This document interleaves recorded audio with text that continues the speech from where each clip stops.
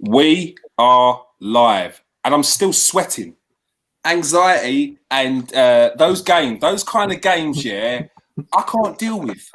Like, I've had to change 3 t-shirts. My palms are sweaty. It's not good for the health. I'm getting old, and it's doing my tickering.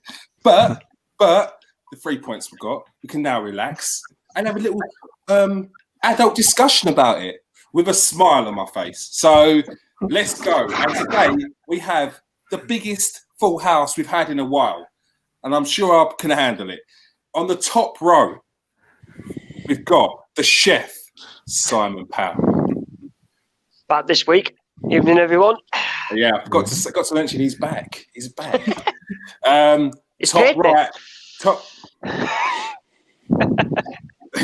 Top right, we've got a fan in, but not just any fan. He's here every single week in the comment section. In fact, I'm going to let you into a secret. This guy's the reason I started the YouTube. All right, so you can thank him. It's Gareth Lewis. How you doing, Gareth? Evening. Good. Full of words. He's saving it for the Man United talk. They're good, man. Well, not that good. All right. And bottom left, we have our new superstar. It's Nathan, the Duke Ellington. How you doing, Nathan? Not too great after that result. Other than that, I'm okay. All right. And bottom centre, we've got Steve, the chief scout. How you doing, Steve? Yep. All right, mate. Good evening, everybody. Evening. And in the bottom right, we have Jerome, the marksman, aka the voice. Marks. How you doing, Jerome? What a lovely, wonderful evening. Nah. Can't have none of that, mate. No, I know we're impartial. I know. It's got to be. I was talking about your voice. I don't care about impartial. I'm talking about your voice. You start changing your voice, the females go, mate. All right. So just leave it. All right. Today we have a packed show.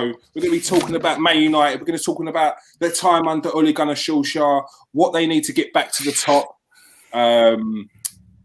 Players like Paul Pogba, the goalkeeper situation, the youth, everything, and all crammed into kind of hopefully an hour. We'll try our best.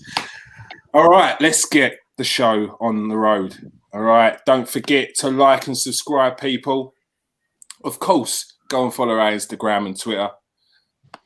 Go and follow the guys, the scouts, and let's get the show started.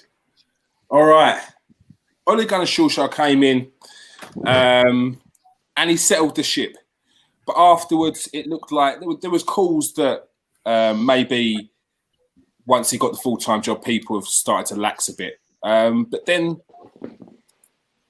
the end of the season, last season, kind of dispelled that. It got into the Champions League, and you can't say he's had too much of a bad start since he's been there. We're going to go to you, Nathan, first. How do you think the time under Ole Gunnar Solskjaer has been? Do you think he's done a good job? To be honest, you know what? At the time when he came in, obviously Mourinho was there, and I was really, really upset. I was close to not watching him again. I've been supporter of United since I was 5 years old, and I've always followed them. You know, even when playing against them, obviously I want to score, I want to win, but eventually I want them to win and stuff. So watching them against them, I was really at the worst I've ever been as a supporter. And then when I heard that Mourinho left, I thought, okay, great, who's coming in now to change everything? So Solskjaer gets in, and it's a bit of a surprise. But I thought, okay, let's see what he can do. You know, I'm the person who, you know, for me, if someone's a new manager, I don't just dismiss them straight away, because how do you start? You know, you got Guardiola who came in and he started. You know, you have to start somewhere. So even though Solskjaer didn't have much credentials, I thought, okay, let's see how he does. And he came in, and obviously we hit out like a house on fire. We were winning games. He just brought just the relaxation back and just playing free. And we started to see what the players can do without the shackles on, without so much defensive responsibilities, and letting players stay up, you know, certain players. And then obviously off the cuff, that feel-good feeling, it kind of stuck with us for a few weeks. But then after that, You saw the real United, what obviously real problems that we've had because of so many transitional stages with different managers. And to be fair, he realised exactly what he had in that squad, and he realised his job was much harder than just bringing the feel-good feeling back. So for me, from where we were to where he's brought us, we've gone attacking. We've scored lots more goals. We've beaten the big boys so many times during the transition period. This is a transition period, and people don't realise that. I think a lot of people, they understand it's a transition period, but they don't realise what happens in a transition period. You lose games. You lose games. You don't have how long good, it takes. Yeah, you don't have good performances week in, week out because you're in the transition period. So for me, he's done really, really well to get us where we are today. I think he's done really well. I don't think there's many other managers that could have come in and done what he's done from there to here. He's a different type of manager. Obviously, we're going to get to that afterwards. But the question is what has he done from when he's come to today? I'm going to say he's done a very, very, very good job. Yeah. But today is a different question. So I will get to that once you ask me that question. But for me, he's done really, really well. Bringing in the players he's brought in, they've been really, I think most of them, I say, you know, in the transfer market, not many managers get many of them right. And he's got a lot of them right. And like I said, he's beaten the big boys quite a lot of times. So I'm happy with what the transition has been from then till now. Yeah. Right now, I'm starting to get a bit more frustrated, but we can talk about that afterwards. All right, cool. Garth, I know. I remember you speaking once about what Nathan was saying with regards to time with Jose's time in charge, and you was getting to the point where it was just drab and dreary, and you just couldn't take it anymore, really. How do you think that Ollie's done, and do you think he's done a good job?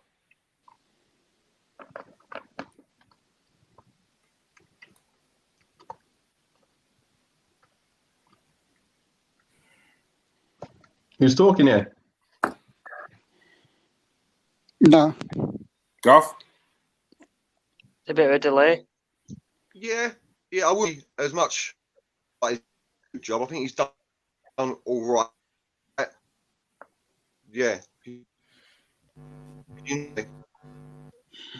No, it's just a bit of delay on there, mate. No. All right, Steve, do you think he's done a good job since his time's in charge? Yeah, I mean, I think at the start of the season, that what was one that everybody was United wanted to finally get to was get their identity back.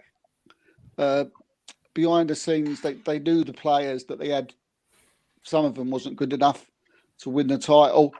So until they could get the players in that they wanted, it was down to Solskjaer's tactical acumen to guide them through the season. With not everything that he wanted, and let's put it right, on his own, because he really hasn't had a lot of help. I mean, he did that against Liverpool. He got a draw against Liverpool. He knocked Chelsea out the cup.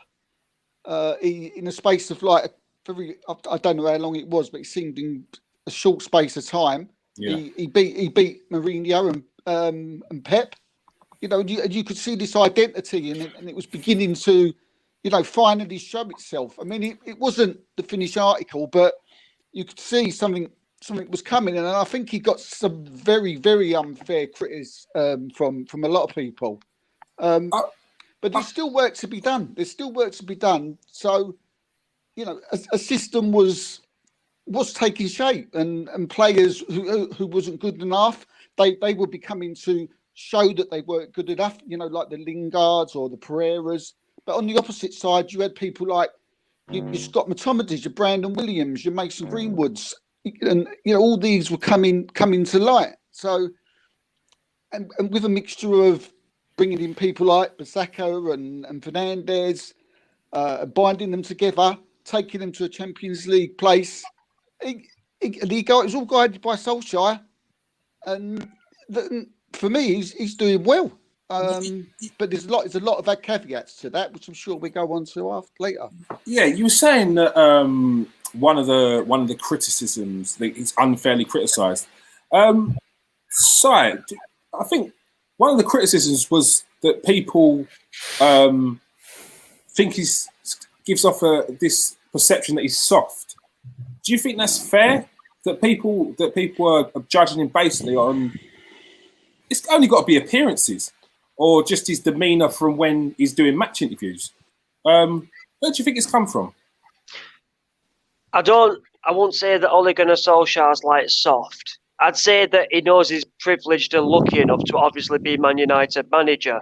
But it's like what Nathan was saying. When you go from a manager like Jose Mourinho, who's not going to take time to understand what you've done for your history, he's not going to look into the culture, he's not going to look into what the fans think about Man United, and he's going to look into that and try and change it. He's brought in there to come in, get wins on the board, and make you look better than the previous manager. The thing with Ole Gunnar Solskjaer when he came to Manchester United, it was, for me, perfect for him to go there because they'd lost their way. They'd lost everything about him. They'd lost what sort of players they needed that actually look like Manchester United players of old that look now. The culture is brought back. The fans' trust is brought back. It's a bit like what Arteta with Arsenal. But basically, Solskjaer going in when he did was the right appointment, in my opinion, for Man United because they didn't need a manager to come in and just buy new players, go back and start trying to catch up with everyone else because it would have all come crashing down after.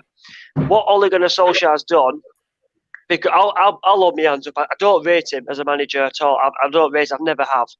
And that's not a knock on him. I just think they can get a better manager out there. But what he's done from that PSG game to now, he's brought that culture back and everything, and he's got everyone on board, and he's got the Man United fans turning around and going, this team that we've got, he might not be the right person to take us forward, but he's built the blocks. He's built the foundation to the next manager.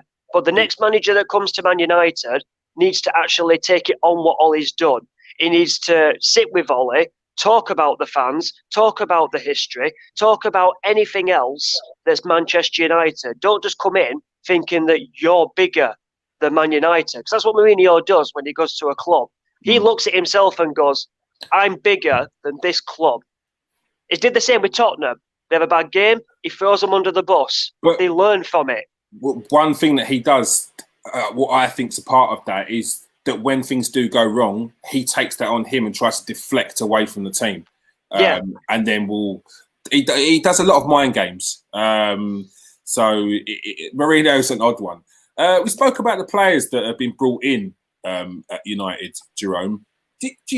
Can you remember a bad one that they brought in this season? I mean, Wan-Bissaka, excellent signing.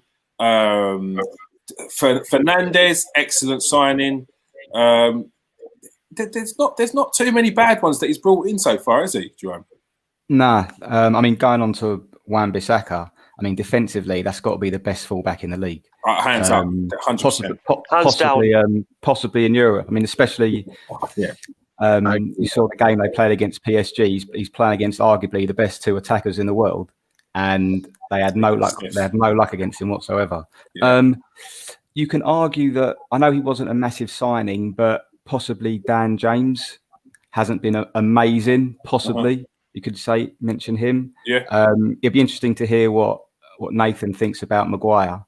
That'll be obviously from a United fan's point of view how he's done, because obviously he's got a lot of sort of media coverage. Yeah.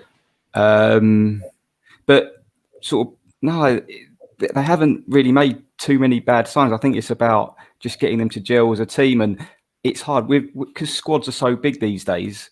Choosing your starting 11 is, I think, harder than ever. Back in the day, you knew who your first 11 was. It was easy, and now, especially for United, they just got so many players, a lot of them in the same position, and that can make it hard for a manager to choose his best team. Yeah, that is the thing. It almost feels like they've bought. Ollie's come in and he's bought Man United players. He hasn't tried to deflect from it's like he's gone for United type players, and that's what they need to bring back, because when you're going through different managers and different transitional periods, because this is a transitional period that's been going on for years now, the difference is this actually seems like they've got hold of something. And as Simon was saying, this might not be the right manager, but what he's doing is he's putting in the building blocks for the next manager to take that job. Nathan, what is your thought on Harry Maguire? Is he Man United level? Is he the guy? Well, if you're talking Man United level, you're saying it. Are we good enough to win the league, win Champions Leagues and stuff like that? I mean, Man United are one of the biggest clubs in the world. You're not there to sit in. Exactly, that's my point there. So when you look at it like that, when I first heard that it was coming, I looked at our defense and I said this to my friends. I said, look, why are we buying a defender that's similar to what we've got? He's not going to improve. He, you know what? I'm saying he's not going to improve us. It's not really too fair. I think he's better than Jones. I think Smalling's just similar. You wouldn't bat an eyelid if someone says, I'll take Smalling over Maguire. Mm-hmm. You've got certain attributes that he's really good at, like winning balls in the air. You know, like he's okay on the ball. He holds it. I think he holds it a bit too much. And then he tries to play a bit too many diags that don't reach. He's not like what Van Dijk does. You know, when he plays them diags and they actually reach the player right to the foot. That's what I'd like to see more. Now, obviously, he's not a bad player. I'm not going to try and rinse him, but he's a good defender. But at the time, I said, why would we pay 80 million when we have players similar ability to him? We're not going to go to that level for bringing him in. It's going to be, we're here, we'll just be here like that. That's it. Yeah. So for me, I didn't think it was right to spend that much money and get that little amount of increase in quality at the back. So that's my take on it. Yeah, I see what you mean. And I think it's that. I think they got wrapped up in the hype of the whole thing. Harry Maguire was having a good season with Leicester. Leicester have put a price tag on there, and we're going to the negotiating skills in a bit. But it was like you pay top end. Chelsea recently had the same thing. They wanted Chilwell. Leicester said 80 million. Everyone's thinking 80 million, and then in the end they get him for 50. Was he a good defender though for Leicester? Because I've never seen Harry Maguire for Leicester. But here's a question for you. I don't know. Never seen it. I've seen Leicester fans turn around and go, see, Uncle has done him every single. Even Johnny Evans has put in better performances, and they were not worried about losing him. Simon, I was just about to say that. I liked Johnny Evans when he was at United. Yeah, he was one of them extra utility players you put in at the back and no problems. And at the time, I was like, why don't we just get Johnny Evans back? Like, we shouldn't have sent him away in the first place. He's a good player to have in your squad as a defender. Like, he was good on the ball, tall, good tackler. He does everything pretty well. And he was a little bit quicker than Maguire. So I was thinking, why don't we just take him back? Obviously, I'd rather have someone on the highest level if we're going to bring someone in for big money. But my point was, I actually prefer Evans over Maguire. When I saw them both at the back, I was like, okay. They probably said it when he left at Leicester. It's like, okay, well, we've still got Johnny Evans. It's fine. And we could just bring someone to partner him, no problems. So for them, I don't think it changed them much, did it? It didn't. It didn't at all. So to be fair, I just think it didn't increase us that much. He's a good defender, but I think he's just up there with. I think Smalling's a good defender, and he's up there with him. I think Bailly's a better defender than him, but he's just injured all the time. And then you've got Tuanzebe coming through, who's probably the best centre back of them all. He was brilliant the other day. He was quality. Stay fit, and the manager can put him in like he's putting in other players over other people in positions. Why not? Why not go, listen, he's my better defender, I'm putting him in. While he's fit, he's playing. But he hasn't. In a transfer window where Man United wanted a winger, a centre-back, a left-back, did they really bring in the right players? Did they bring in the players they wanted in the first place? For me, it felt a bit disjointed. It felt a bit like they had their targets, but they couldn't really meet them. Steve, how do you think Man United's transfer window went? Oh, hold on. Sorry, Steve, start again. Start again. Good. Yeah. No, I think in the end it went very well, and I think people are going to be shocked by Solskjaer. It's only in the last few weeks that I've sort of changed my mind a bit, and I think that he may be at United a lot more younger than what people think.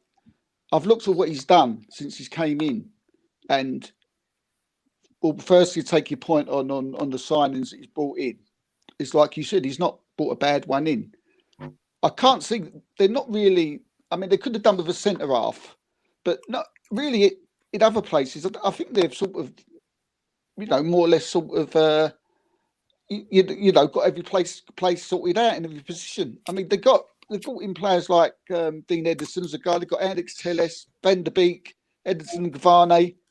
I mean, that's a good transfer window. I don't think they needed much more after that. But what Solskjaer's done, but I don't think anybody ever says, and I don't think anybody's ever noticed, is that we've always taken as, I mean, even us with Manchester United, with the signing of our man Traore, we all got a little bit of, oh no, he's not going to get a game. He's not going to play. The same with Kuno Palista. It was all like, you know what? He's not going to get a name. He's got to play. But that's not true. If you ever look at the Man United team and the squad and the age of these players and the players in their team, they do play. And I have to take back what I was saying about Armando Traore. You've got players like Timothy Fosu-Mensah, Alex Tazumi, Brandon Williams, Daniel James, Mason Greenwood, Marcus Rashford, Scott McTominay. These are all players in their teens or their early 20s. So with the players that he brought in, with them as well, I think it's an excellent window. I think part of my reasoning saying with regards to Ahmed Diallo, he changed his name the other day by Depot. Part of the reason is they went for Jadon Sancho, and in the end, they've brought in an 18-year-old who. Is he going to come straight into the team? Are Man United going to look to get in Jadon Sancho in another window? Because what they wanted was a winger with experience. And they brought in a winger who's played 3 games, or not even 3 games, for Udinese. Or for Atalanta, sorry. So, and that's my worry, is are they going to bring him in and it's a case of under 23s bring in the main guy, and then that main guy's someone like Jadon Sancho, and it's like, for me, that guy's not getting game time. But I agree with you, Kieran. I agree there's that worry of this, this superstar player, wonder kid that we're all worrying that might just get left on the shelf. But what about Brandon Williams? He's only 20. Mason Greenwood is 19. I think Rashford was very young when he first played. But they are young. They've got a chance. That's what I'm saying. I've looked into the ages of them. I've looked into when they get their first games and their runs in squads. And, I was like, okay. Maybe it won't. Not a bad move for our men. Yeah. We'll have to wait and see. I think it's not bad to bring him in because at the end of the day, you're looking at the big picture of the manager as well. You want this club to run for the next 10 years with the best players. You see a young player who's coming through in your side. Yeah. Now, if we wanted to get we couldn't get him, that's going to cost 100 million. Then we're left a few days left of the transfer window. Somehow, I don't know how that happened. And then you're not going to just go and buy someone out of nowhere. Yeah, you're not going to just buy someone, lastminute.com for massive money. Yeah. You're probably going to think, okay, well, I'm still going to go get Sancho next year, but what can we do for now? Let's bring in some young player who we can now help get better and better throughout this year, and then bring Sancho in for next year. We need a big squad these days, and that's what the whole point of it is, isn't it? You need to build a squad for the future where you're not, like right now, who's in transition? Man City in transition. Now they're now having to try and find players to fill the gaps of people leaving. Liverpool are going to be in transition very, very soon. And they're the teams. Tottenham had it just recently. I think they're in transition now, where obviously they've got some good players they brought in now. But just, you started seeing some of their players getting old, but there was no one to come straight in after. Yeah, and that's what we're trying to do. And Solskjaer's got that in the locker, to be fair. I got to give him that. He has. He's got plenty of young players coming through. They're definitely building for the future. You can't deny that. That's what I'm saying about. He's got tactical acumen, isn't he? He's not silly. He's clever. And I think he just needs that little bit of help from someone. He needs a number two or a sporting director, someone helping him who's got some, because he's an excellent manager. Ole Gunnar Solskjaer. He's got that from Alex Ferguson. But I think there's so much been put on this tactical managers kind of talk about he's this, tactical managers are this, and it's just like the football's such a simple game, and like a lot of these managers, like especially older managers, they had a number two was the guy that could be to assist them with the tactics. And you just as the manager, you have not got to be the guy that's putting this and saying there. That's why you get in a team of people to build to help you do those kind of things. So to say that Ole Gunnar Solskjaer is tactically inept is nonsense. It's like because he'd have a number two who can do this, he'd have another one over here who's defensively minded and attacking, and they'll all be giving advice. So it's not just Ole Gunnar Solskjaer. It's nonsense. Simon, we've seen that Man United they brought in Donny van der Beek, and it may seem like they didn't need him. Some say he didn't need him. I'd say he didn't need him. But have they not built a midfield that's keeping their other midfielders on their toes, bringing in more squad depth, and basically building one of the best midfields in the league if they can, with the likes of Van der Beek, Pogba, Fernandes, McTominay, Fred. Cool. I mean, just the names there. It's not a bad midfield, is it? It's not a bad midfield, but I think Nathan will agree with me when I say this. I think Man United's transfer window this summer was a disgrace and an absolute embarrassment. I think Donny van der Beek was brought in because he's Paul Pogba's replacement. That's why they've activated his 1-year clause, so they don't lose out for him for free at the end of this season. I think Edison Cavani was only brought in because he's a name and because they didn't get Sancho, which they were told from day one with Sancho, the money that they wanted. They told Sancho himself that they will come to Man United. His agent told him he will be at Man United, and they were never at the table. Alex Telles, for me, is a very good left back, and I think he's better than Shaw, but it'll give Shaw competition. I think when you look at centre back, they were fighting with us for Gabriel Magalhaes, and they gave up because they didn't want to up the fee. They've missed out massively there because he's absolutely unbelievable saving our defence. You look at Nathan Ake, that's gone to Manchester City. They've got Ruben Diaz. Could Man United not go for one of them two? I think if Nathan Ake and Harry Maguire together, both British, would have been fantastic together, rather than Harry Maguire and Lindelof. And you've got Twansibi there that can come through, have a few games, and then be competition for Ake. You look at midfields, and it's like today, Paul Pogba, absolutely embarrassing today, but he hooks off Bruno Fernandes. He should have took Pogba off and fetched Donny on and put Donny in the 10 position and then put Bruno in the roaming 8, sorry, a bit like what Partey was doing today with us. So with Edison Cavani, for me, fair enough, he's a free agent, but for me, they just brought him in because it's a player. And they didn't want to go the deadline day without bringing someone in because all their fans thought that Sancho was coming. But they did we knew that it weren't going to happen. But they did want a centre forward. They wanted a centre forward because they wanted a centre forward. That's why they brought in Igalo, but then it seems like he weren't the guy. So they wanted to bring in a centre forward because they wanted something different from what Martial is, what Rashford is, what Mason Greenwood is. Because they're very they're not wingers. They're like second strikers. They wanted something different because the most ludicrous thing is they had Lukaku. So you got rid of Lukaku and then decided you needed a Lukaku. And Lukaku, since he's gone, I think he's got 58 games. He scored like 41 goals and got like 6 assists. That's ridiculous. And Man United had him. So they've never replaced Lukaku. Same as obviously what we were saying ages ago. It's like Tottenham. It took them 7 years to replace Gareth Bale with Gareth Bale. They've never replaced Gareth Bale. So now that they've got Bale back, it's took them 7 years. They've never replaced Romelu Lukaku. Rashford, Martial, Greenwood, they're not going to score the amount of goals in a season than Lukaku did. But Lukaku didn't suit Manchester United's style. Under Mourinho, it didn't work. That was the problem. Under Everton, it did work because he was the main striker, given so much freedom. It got help coming in from the wings, and they were attacking. Under Mourinho, they weren't. It were like pragmatic. Basically, we'll get you on the counter attack. But would you say, Nathan? Would you say that?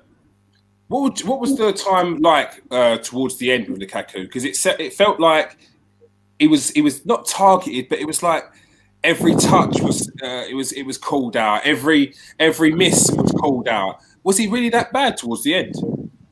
No, it wasn't that bad. The only thing I would say, he's not the elite type striker in terms of he's not Van P finishing. He's not Van Nistelrooy finishing. He's not Aguero finishing. So because he was right up there, but not in that top echelon, that's what Man United fans wanted, I think, because he can score goals for fun. Mm-hmm. But then when it comes against the top clubs, them trademark Lukaku goals, where he brutes everyone and scores and stuff like that. Yeah. People, I guess, wanted to see that happen more often against the big teams. And that was one of the things where he would score. He did against the big teams, but it was more like off a mistake, PSG, but if you look back to his whole career, most of his goals come against the lower teams. That's what a lot of people say.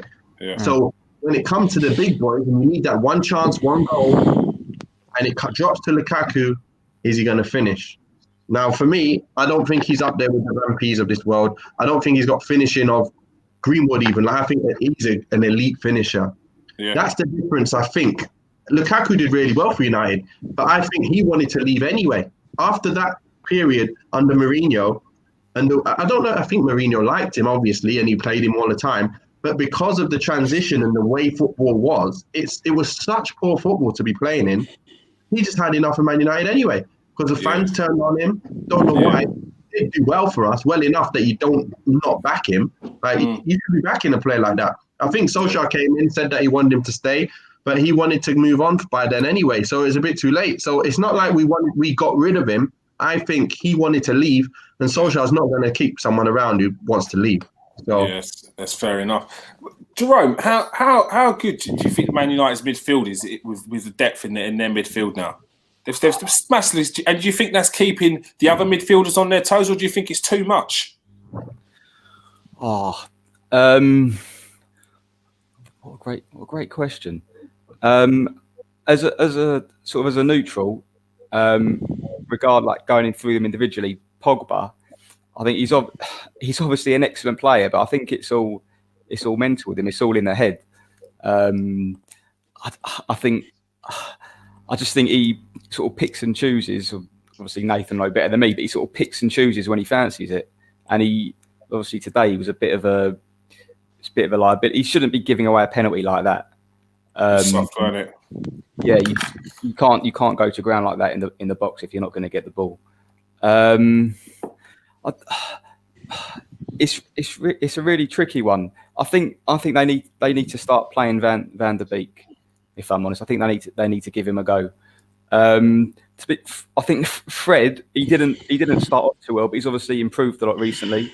Mm-hmm. Matic, I think he's had his time. This is what I'm saying about they need to choose their best couple of centre midfielders and go with them for a bit. You forget they had Matic, didn't you? Bloody hell! Yeah. Fred, Bruno, and Van der Beek. That's their best three, I think, in my opinion. I think when Van der Beek come on today, he brought a different dimensions to the game. He brought a bit more energy to the midfield and caused Arsenal a bit more trouble. One thing you were speaking about earlier, Nathan, was the transitional period from the start, from when Oli come in to where it is now. What do you think it is that's stopping Man United going that extra distance? What is it that you seem quite unhappy about with what is the next step for Man United? There's no structure. That's the main thing. There's absolutely no structure to the team. They play like they're playing five-a-side. So you pick a team, let's go play, guys. That's how it looks. I know you've got the defensive duties. You're picking up this man. You're picking up that man. you know. But what I think is when you get the ball, guys, just go and play and express yourselves. If that's what's being said, it's not right. Because end of the day, you play within a structure. If you play within a structure, then you do what you're doing off of that. So that's what I always did. I could close my eyes. The defender's got it. I know what three options he's got, and I know where my midfielder is, my right winger is, my fullback is, my other striker's going to be. I know where I got to make that run. And then let's say, for example, me and Jason Roberts, who is up front. If he goes short, I can pull off or I can go in behind down that side. I know they're my two options if he goes short. Or I can call him out and I can come into his space. They're my things. I got framework. So then when it comes up to me, players will know what to do off me. They'll know that they need to be in front of me so I can play the ball off to him. I need to know that the winger is going to be there. And the timing that when I lay it off, the winger knows he's going to be getting past me and that ball's going in. You see what they did today, Arsenal? Tierney gets down the wing, gives it to Saka. Saka's on it. He's up against the best right back in Europe, let's say. And obviously, what does Arteta say? There's no point trying to take him one-on-one. Tierney, just get in behind him. Yeah. Just overlap and just tap it in for him. Make and him let think. Go. And he can't get there. He can get there faster than the ball. That is tactical now, knowing what to do. But we don't do that. Remember when last week, I think Bruno was shouting at Shaw, get past me so I can put the ball in. Yeah, overlapping. Yeah, why did it happen? Because the manager has not made sure any time that player gets on the ball, you're overlapping. Every single time, I want him to know that you're overlapping, he can put you in. Didn't do it. And that's what other teams do. Why do you think Leeds are playing such great football? But Nathan, that's quite basic, man. That's very basic in football when your fullbacks are overlapping or when a player overlaps and gets into space. That's the one instruction from the side of the pitch. You should surely be picking up on that. That's just an overlap. But then there's the positioning on the pitch. Today, Man United, Fred picks up the ball, and everyone's going on about Fred lose the ball, this and that. Yeah, he does. Obviously a bit too much. But here's the thing. If he picks it up and he's looking and everyone's standing there. It's time. No, everyone's standing there. You don't know who to play it to because he hasn't got a picture in his head. When Fred gets the ball, you got to go here. You got to go there. You guys are making a run there. You're making a run here. And you've got these options. What you play off that option. If he chooses that option, you're doing that. That's what you have to do. That's a framework. You watch Leeds, someone picks it up, someone's making a run at the perfect time. And the other man's making a perfect run. It's all sliding doors where everyone in his position is making their moves to make things happen. United, it's get it. Who's on? There you go. Okay, what's on now? There you go. What's on? And then it's an off the cuff 1-2, where it's just like that's why United right now, even though we played the same formation as we did last on Tuesday, Thursday, whatever day it was, Wednesday. Reason why we looked good then is because we had Van der Beek on the pitch, which was an extra man who has that in his brain. He is a baller. Mata's a baller. Bruno can play like that, and so can Pogba. They can play off the cuff if all of them are all playing. But when you haven't got all of them playing, it will break down somewhere. Like it breaks down with McTominay because he's to work with. He's only new to the game. He doesn't know the game like that he can just play off the cuff. But you've got managers, like I say before, you have managers who will buy players and just play them. And I know about teams that done really well back in the day when my friends were playing in their teams. They were top 4 and they're the manager who taught nothing about tactics. But nobody would ever mention that because that's just their style. I understand you can still skin a cat that way. You know what I mean? So I'm not killing Solskjaer too much, but the reality is to get to that next level, that's what we need. If we don't get that in, there's only so far the players can go. We just got to hope that they just play well, like today. It's just going to be inconsistency every week. One week you get a 5-0, next week you get a 2-0 loss because you don't know what they're going to bring.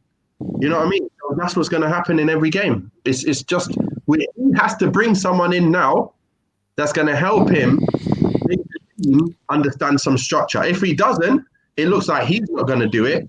So I'm afraid what will happen is inevitable. If he continues doing what he's doing, we'll continue having these, inconsistencies, and then we'll have problems. So I want to see him stay. I like him. Mhm. But I So want to see him realise what he needs to do to get to the next stage to go and win the leagues. So, and so stuff what? like that. What's the answer to adding structure if you still got that manager in charge? Then, What do you mean? like, if you're saying you want Ollie still in charge, but Yeah. you got to add that structure. You're talking about structure upstairs. You're talking about structure as in like a director. What were you talking about? Structure in another coach? Someone you to can help bring him. in a tactical coach who can basically go on the field and do what he wants them to do. Like, that's what we're doing it. Alex Ferguson didn't do all himself. He's a top manager. He's a great man manager. Yeah, that's what Solskjaer's doing right now. He's doing the man management side perfectly. He's guarding the players from any media problems. He's doing all of that. But the one thing he is missing is that tactical understanding on the pitch. Nathan, just one thing. Clear with other What's teams. Michael Carrick doing? What's Michael Carrick doing to help him? I I'm not don't know sure. what he's doing. I'm not sure. But Steve, do you think he's probably a bit too early for Michael Carrick to, in his managerial or his coaching career, to be turning around to Ole Gunnar Solskjaer and saying, "Yeah, do this, do that"? Surely he needs someone with more experience. Do you not think? Yeah. Well, probably. Arteta did it with Pep.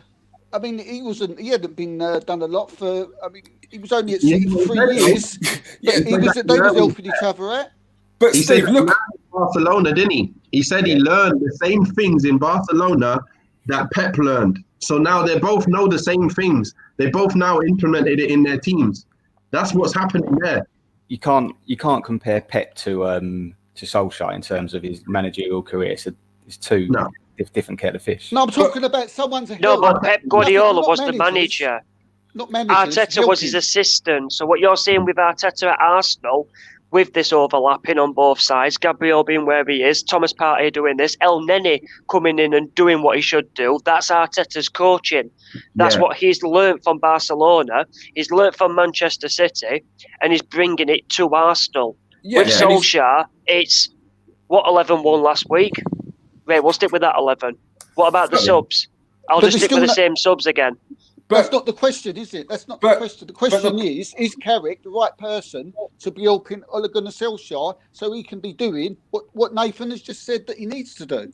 And nothing to do with managers and who's the best. But we don't know where in the structure it is. We don't know whether Carrick, what he's doing, what he's not doing. I don't like talking about what people are doing behind the scenes. I don't know, but what I can say is what I can see. And what I can see is that's what we need. Whoever brings it in, I don't care. As long as that gets brought in, I think Solskjaer's doing a great job in the overall picture. If he can add that, brings him to the levels of the Pochettinos and these guys who do have that side, which favours them. But if Pochettino took over when Mourinho left, he wouldn't have had them where they are today. Because Tottenham ain't too much better when he was under them. They didn't have they played some great football, but he didn't bring in great players. He didn't get them to the levels he wanted to get them to. Why? I don't know why. But the thing is, I think obviously Pochettino right now, if he had the Man United players now, he's got great players to work with. And if he puts that structure in with that, that's when you'll see obviously great performances pretty much week in, week out. That's what I think. I think someone like Pochettino, what he brings, it's almost as if he changes. He makes big changes in the club. It's not just. He changes the ethos of the players. He changes the mentality. He gets them working harder. He gets them doing everything like 20% more. So it would be an excellent person to bring in. But maybe the short term is getting someone upstairs in the director of football, so it adds that sort of nous to the manager, or even potentially getting someone in with Solskjaer to help. Someone brought up Arteta earlier. The one thing I did notice what Arteta's done is he's brought in a massive coaching team. It's massive. At the time, it seemed like it was too much. There's like 3 first-team coaches. He brought in another coach only recently, and he just keeps adding and adding and adding because he might not be inept, probably one word, in certain areas. So he's getting someone who's an expert in that area, and that's what you need. You can't be scared to grow your team. But that was the question. That was the question. Does he need to do what Arteta does? That was the question. That was the one question that I asked. Does he need to do that? It's nothing to do with who's the best manager, is it? It just needs to do what you said, Kieran. Exactly what you said. Yeah, is add more structure. As Nathan's saying, it's adding more structure, but it's where it's needed. Personally, I'd say it's definitely needed upstairs. We've heard in the press a lot about and we've seen the negotiating with regards to Jadon Sancho. Man United went in there. They discussed a fee. A fee was set. Yes, COVID hit, but a fee was set. It seems to be a lot of the things that you'll be hearing or we've heard is the way that Man United are going into these negotiations. It's very much, it feels like it's a Man United of old going into negotiations in 2020 was the Man United with the biggest team in the world and could just bulldoze their way in and say, we want your player because he's coming. That's not going to work now. And I feel like that's the way it went with Sancho, and they expected Dortmund to come down on the price. Didn't happen. And it seems to be the way they're going with a lot of the players they're trying to negotiate. It seems a top end is what they're ending up paying. So personally, I think something needs changing up the top as well as potentially in the coaching team.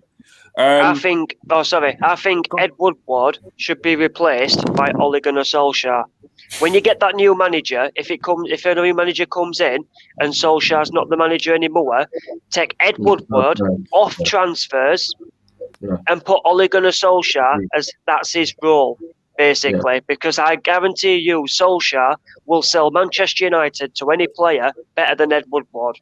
But what it is, Si, what I'll say there, is Ed Woodward is not the guy that probably needs to go, because Ed Woodward is, I think his expertise in massively in marketing. That's what I mean. For marketing and stuff, yes, keep him. But for transfers, have Solskjaer do it.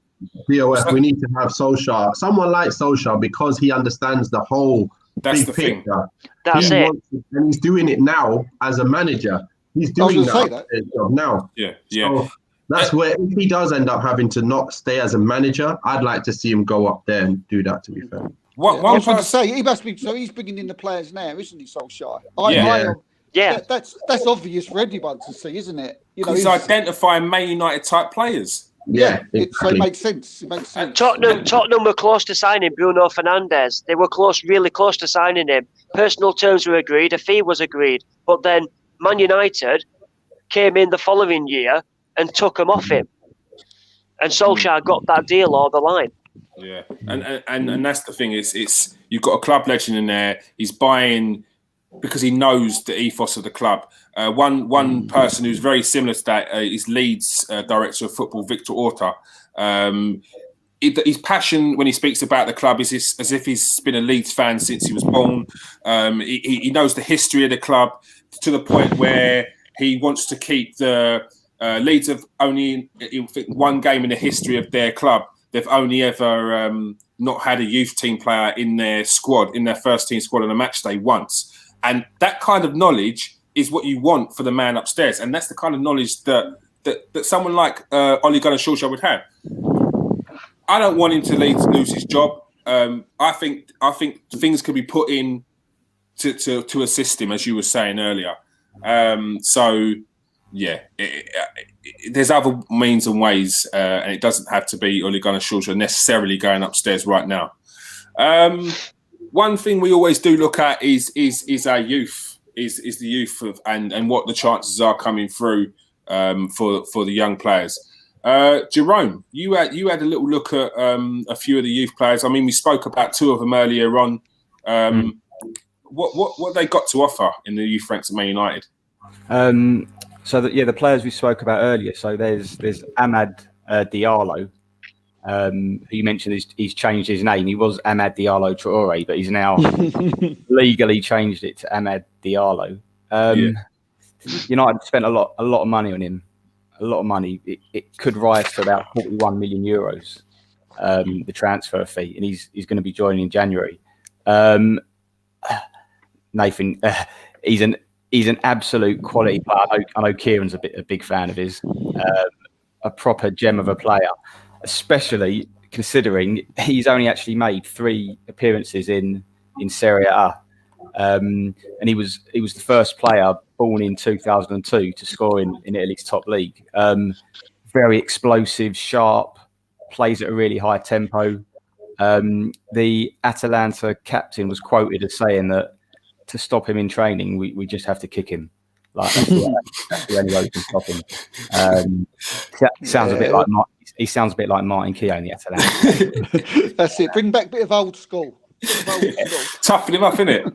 That's it, yeah. But the question If you've is, not noticed, they love him. the question is, He looks good, innit? That's what we need. We need yeah, a player that can just run at players, pick it up and run them. Left-footed, drinker, skills to pay the bills. That's what you want. A young boy who can just go and express himself and hopefully Fearless. to the top level. He looks definitely someone worth taking in and seeing what he's all about, to be fair. yeah. So another one that's similar in terms of taking players on, beating players is the Uruguayan that United have signed. Yeah. It's quality, So mate. Quality. This Yeah. guy's- I was thinking about like former United players and who he reminds me of a little bit like Andrei Kanchelskis. Really good turn of pace. Also got the sort of defensive work rate as well. And even though he's quite slight, he uses his body quite well. The only thing is obviously coming from Uruguay and being so young is sort of how long it's going to take him to adapt to English football. But as you said, we've got Cavani there and an excellent player. And Diego Forlan gave him his debut in Uruguay. Yeah. So yeah, they're the two sort of really good new signings that they've made. Simon Edwards was telling us about the one that Simon that Jerome was just talking about, and he was saying like he was brought up in like a in a deprived area, so rough. he won't have no rough area. Yeah. So he won't have no problem. He said the only thing is you touch him and he goes flying over. So. But did he say his hair goes all through the air and quality, mate, like Jerome said. Quality, like Jerome said. And Hannibal, was it as well, Jerome? Yeah. Have you seen much of Hannibal, Nathan? Not seen a lot of him, to be fair. I've watched a few team games. I've seen a few highlights, to be fair, not full matches. So I will obviously eventually see a full match. But I've seen a little bit of him. I've seen some good things. I'd like to see more because I did identify. Obviously, yes, everyone identified him, Greenwood. So when you're watching him, he sticks out like a sore thumb, and then you had Gomez, who I liked, but they obviously got rid of him, probably thought he's too small, but I really liked him. So basically, I just want to watch some more of them and see what these boys are like now. Yeah. So I'll watch some more before I say anything. With Hannibal, he's still so young. He's still only 17, but he looks to me like he's a really good all-round central midfielder. Really talented, sort of glides with the ball at his feet. And being only 17, he's already playing at sort of under 23 level. That's quite a big step for a 17-year-old. So look, Man Got United plenty of bite, isn't he, Hannibal? Yeah, but Man United they're buying for the future, and as you said, the structure is getting put in, so it's encouraging signs. Before we go into expectations and predictions for the season, let's have a little chat about today's game, Nathan. It happens. I've got to sit back and listen, haven't I? Nathan, It's been 14 years. It's been 14 years. Just let us have this one victory. Hey, come on. What was wrong today? What was missing? With United? What are you frustrated about? Do you think they played bad? Do you think they played okay? Do you think it was Arsenal that was played better? Like, not played better. Do you think it was Arsenal that not made them look bad, but because it was a tough game? But what do you think it was? Arsenal stopped us from playing. That's number one. They pressured us. We also pressured them, and it was a game of give us the ball, give it back to them, give it to us. In the first 15, 20 minutes, it was just, switching over possession all the time. But I could see straight away, I was like, man, the structure, man. I keep saying it, but it's like, man, like these teams, like you notice when we first played, when Pogba came back in, we started blitzing everyone. And then everyone started watching tape on us and going, let's pressure them at the back. They'll give it back and we'll beat them. So then the last few games, we started getting pressured. and we couldn't handle it because we don't have players in the right places. You should pressure them. They think of what they're doing on the spot. They lose the ball and they go and score. What happened today? We played a diamond, and then obviously Arteta has a bit of time to look at the diamond game just recently gone, and he goes, listen, we'll do the same thing.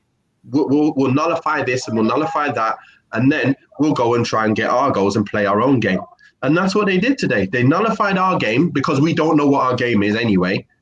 And then they went and done it. And then you've got, for example, you've got Pogba, who's kind of, it's in the middle. Here's the thing with United. We don't even know our best team. Nobody knows our best team. Still. If you ask 10 different people, they'll give you 10 different teams because we don't have a best team. We don't have a best formation and we don't have a best team. We don't know how to play. That's why I say we just need to have the ballers on the pitch. We need to have, even Mata, if he's playing, only if he's playing with someone like Van der Beek and Bruno and Pogba, even if Pogba's on the bench and comes on, you have to have 3 of them guys playing. So then you can have that off-the-cuff football working. That's what happened to us today. It was all off the cuff and we couldn't do anything. Simple. So how is it that that's worked against PSG and Leipzig so well, and then how comes that has worked against PSG and Leipzig, yet today you're saying the structureless team is no good? Because you can counter-attack anyone at any given time. We played against Leipzig. We didn't batter them, by the way. We were playing okay. They started having more of the ball. They had a lot of the ball. We were just defending and not really. The only difference was we were keeping the ball a bit better because we had Van der Beek in there as well. And Bruno gives the ball away a bit more than obviously Van der Beek does. So then you now got a bit of possession and then the odd chance. But then what happened is we won the ball high up and we just scored a goal from a counter-attack. Then we won the ball again and we did the same. And then what we've got then is them trying to pour forward, and then we got the extra few goals towards the end. So in the grand scheme of it, we didn't outplay them like as footballing wise for the whole game. They were better than us for large parts of that game, but we just happened to break away and get the goals. If you've got that quality in the team, you're gonna be able to break away and get goals on every. That's why I said inconsistency. You're gonna see a 5-0 one week, then the other week you're gonna see, oh, why don't you? There's nothing. If you get, you don't know why you even got that. Yeah. So that's what happened. Right, I think you've broken that down pretty well. I'm not interested in Arsenal's opinions. No, don't need to. I'm not interested in Arsenal opinions unless you. I was going to say though, Nathan, what's your best 11? Man United. Yeah, what do you think's your best 11? You know what? It's so hard. I'm telling you. I try and do this. You've got a cracking squad. Now that he's put in this diamond, it's made me think. Okay, let's go with a diamond. Right. So what's my best 11? So I'm going to have Martial and Rashford up front. Obviously, you're going to have to stick with them too. I'm going to have. I don't know much about Telles, but I do know he's got a great left foot and he can get forward. Yeah. I do like the defensive work of Shaw. So I don't mind which one will go in there, to be fair, because I haven't seen enough of Telles. If I do see Telles can defend anywhere near just average, he's getting straight in because of that effectiveness of getting beyond and crossing balls in. That's what you need. One bit like of course, defensive, defender, the best defensively. Obviously could do a bit more forward. Now at the back, centre back, I still think Bailly's our best defender when he's fit and playing every week. But if he's not fit and playing every week, he's going to make mistakes. And then obviously he's going to get injured as well. So it's a bit difficult to get him in. But I put Tuanzebe in right now. I'd be playing Tuanzebe right now with Maguire. Okay, I have to put Maguire in. Although I don't necessarily think there's much in it difference between, let's say, Lindelof and Maguire. I think he's slightly better than Lindelof at different things, which we need. We need to have that presence, and he does have that presence. Now, I'm going to go with Fred. If you're going to go with that formation now, to be fair, you're going to have to go with the 2 defensive midfielders. And I think Fred and Matic have got to both play in there. Matic is old. We know we need to replace him.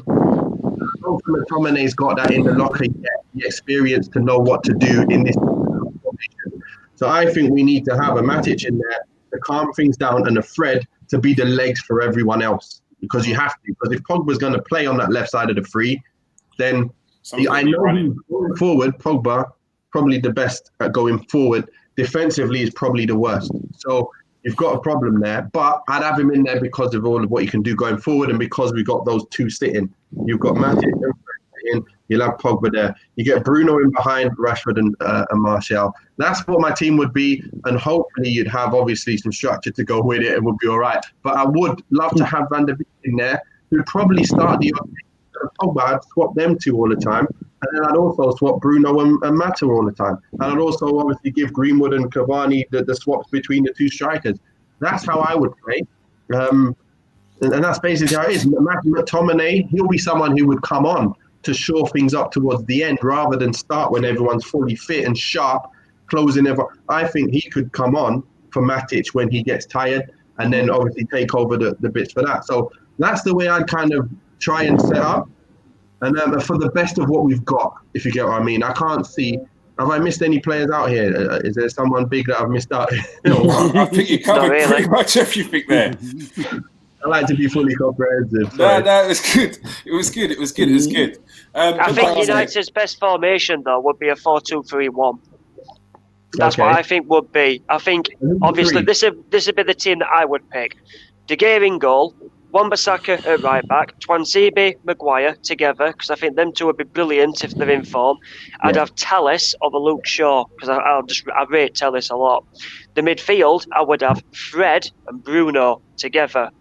I'd have Donny van der Beek as the 10, which would float in from both sides of the wings and would also come in and link up with Rashford and Martial on the wings and Mason Greenwood up top.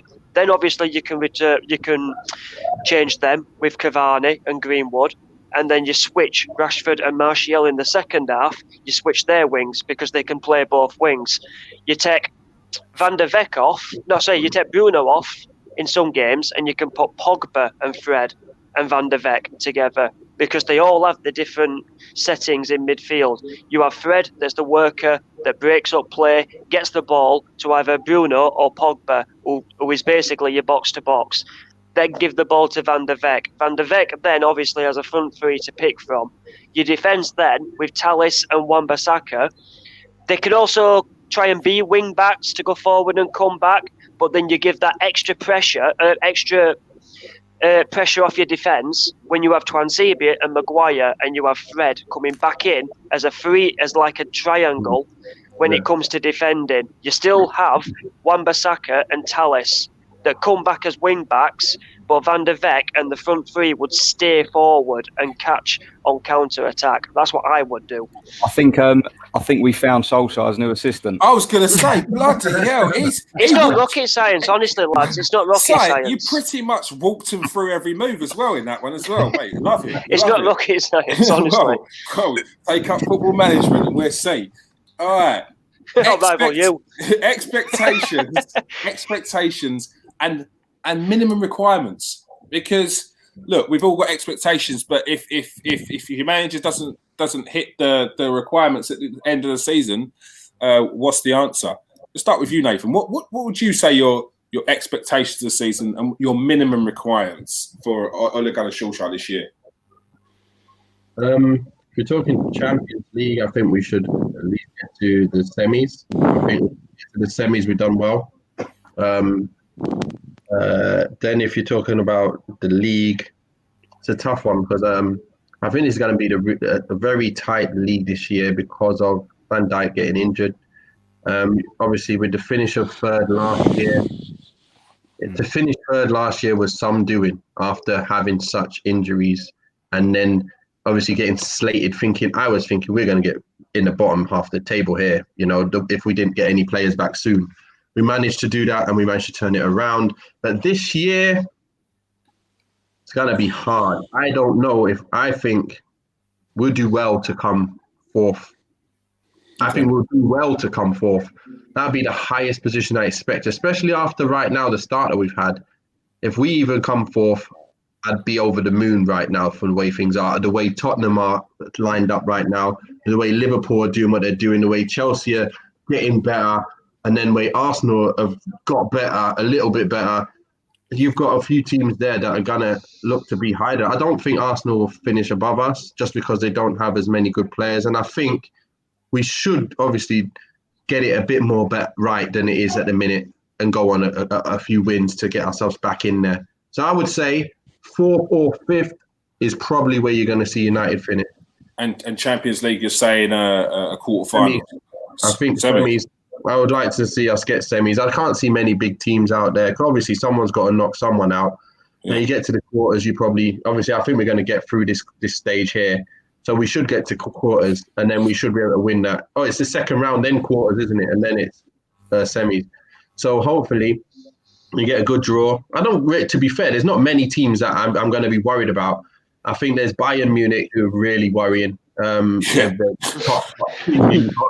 them. I think they've just got everything together. And to be fair, if it's not them, anyone else, I'd fancy United on a two-legged game to take them. To be fair, I'd say we've got a chance to take them. I'm not going to say they're any favourites, but the players we've got in that team, we can hurt anyone when they're over on two legs on a knockout. Yeah, of course. When we're on it, and we definitely can. So that's what I would say. 4th or 5th would expect. I hope 4th.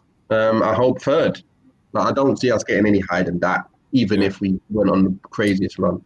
And probably progression. Like if you can see progression in the squad, like you're saying, asking for structure, you're seeing tactical differences with maybe someone they've brought in, or even what they've got there with Carrick and just getting more experienced. Because I've seen in other managers where people have said they're not tactically inept, but then the next game they've played against that team where they said they didn't beat them tactically, they then beat them. So they're learning on the job.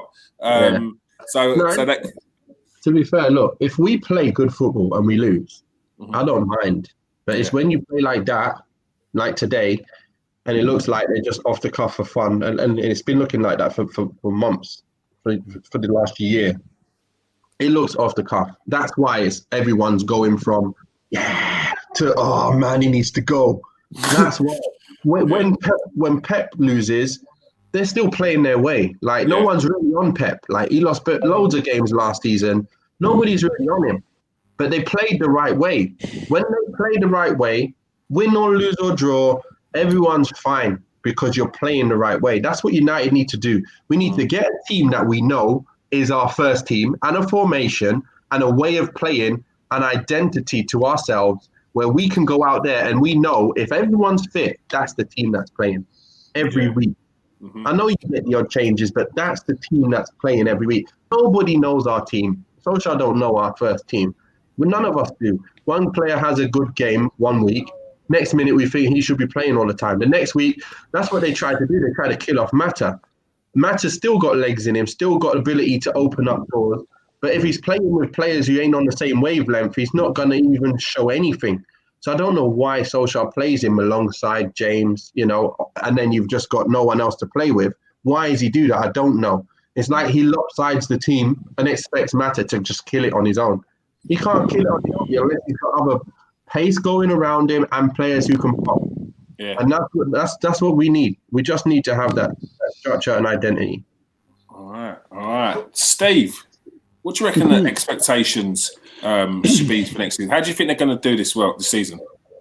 Well, it's like Nathan said, it's going to be it's a very difficult one to predict this year. You've got 6, 7, maybe even 8 teams that there ain't a lot of difference between who can all on their day beat each other, and I think it's just a matter of what squad is going to tick. Man City is struggling at the minute. Liverpool don't seem right. Chelsea are okay one week, then not the next, and then the rest behind are the same. Manchester United got a fantastic squad. A mixture of players that they've already had, players of youngsters and experience. If they can click, then I think they could even go as far as finishing second or third. But it's that matter of what Nathan just said. It's a matter of whether they can find that consistency, whether they can find that structure, and with the players that they've got, they should be able to find that structure. And that's why earlier on when I was trying to suss out what Michael Carrick was doing, because I was trying to, is he the right person there who can get this structure for Manchester United? Because if he's not, then that's why I was thinking that someone else could be brought in. I think they're more than capable of winning a cup, a League Cup or an FA Cup. I think they're probably favourites to win an FA Cup or a League Cup. Champions League, yeah, I agree with Nathan. Round about the same. I think they'll get in Champions League positions. But then saying that, it's hard. You know, you look at Liverpool, Man City, you look at Tottenham, you look at Chelsea. That's four. And then you've many. Yeah, and then you've got Manchester United. I don't think Arsenal are capable of winning. I wish they was, but I don't think we can get in Champions League positions. I'm pretty sure our best bet is to try and get them through the Europa League. Yeah. So I'm gonna, as you say, it's all depends who's gonna thing, but I'm gonna, at this moment in time, the way things are, I'm gonna say fifth. But if it ticks, if they find a structure, if they get that right man to help Solskjaer out, could be better. Yeah, I think that's a fair one. Jerome, what do you reckon Man United's expectations are this season? Where do you think they finish? Cup, Champions League? It's so hard because under normal circumstances, normal seasons, it's quite tricky to predict league finishes. This season is one and is going to be one messed up season. You're going to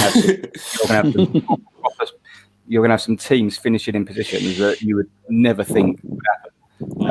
Maybe not at the bottom of the league, because the poor teams stand out. But at the top, it's so up for grabs, and anyone can finish in those Champions League places. I think what might hurt United this season is normally when there's fans, Old Trafford is such an intimidating place to play. As a lot of clubs know, especially Arsenal fans, it's a cauldron. It's just so hard to get a result up there. And I know it's easy to look in hindsight, but I think that's probably hurt United so far this season. I know it's only been a few games, but I think it's been a long time since they got these results at home when the season started. But saying that, if they keep their main players fit, especially Rashford, I think they've got to keep Rashford fit. He's such a danger for them. And they could, like a lot of teams, they could finish anywhere from third to sixth, perhaps. But honestly, don't be surprised if they finish higher or lower. Anything could happen this season. One thing you said about Rashford is that I think ties in with what Nathan's saying. Is I think he sometimes suffers from not having the structure. As you saw today, he wasn't even in it. But he's one player I should be frightened of. But I wasn't today, and he didn't really bring anything to them. But he's got pace, he's got guile, he's got tricks, and even Mason Greenwood, just before he went off, dropped his shoulder, done a turn, lost the defender. And then then Arsenal nearly hit, then he hit the post off of El Nene. But there wasn't enough of that. That's probably due to the fact that there's nothing around them players that are giving the ball, dropping in, dropping off. And it's just like, that must be frustrating. I see that on a weekly basis sometimes, but it's frustrating to watch. Could you imagine sorry, mate. How much? No, sorry, mate. Could you imagine how Rashford's excellent, but could you imagine how much better he would be if he was playing next to like a world-class striker? Yeah. With someone playing off him that's tighter, like 1-2s, just they're ticking together. It don't seem like there's a tick, tick, tick, tick, tick, tick, tick. Once they get that, they'd be devastated. You see today, I mean, Nathan's already sort of mentioned it a little bit, but I can imagine that if Massa was playing today for Manchester United in that hole or in that midfield, Arsenal's defence would be in a lot more trouble and they'd have a lot more problems today. And Rashford would get a lot more chances, and he may have got a goal or two. That's what Juan Mata does. Because he makes people think. He pulls people out of position without even having the ball. That's what he'd do. That kind of player. Potentially, does Bruno Fernandes do it? He's a different kind of attacking midfielder. That he's a different kind of attacking centre midfielder. Van de Beek does it as well. Van de Beek with Mata, they both do that, and that's what opens the doors. And we only had the one door opener who was Mata at the time, and people used to slate him. But now that we've got the others, we seem to never always play them together, and that's what's annoying as well, because you put them together, you're opening up all these doors, just like Silva and them guys at City. You put them both together. Why not? Why not put David Silva in with De Bruyne at the same time, and then have crazy pace on the wings that they now you can find them through the doors, around the corners and stuff. That's what you need. And if we don't do it, you end up with one of them, and then you end up like City are now. They're not the same. Like, why are they not the same? You just got De Bruyne. They're missing a key point. Foden's the new one. He's coming into it, but they're missing that David Silva kind of player. They need to have them both. And then now Sane as well. I don't care what. I think they're definitely missing that blistering pace on both sides. You don't just have on one side and then a little jinker. You got pace on both sides, and then the keys, the door openers in the pitch. You've got everything you need, and that's why they were so far ahead up there. Now they were up there. They're back up. They're just above everyone else still, but they're not quite as good as they were, are they?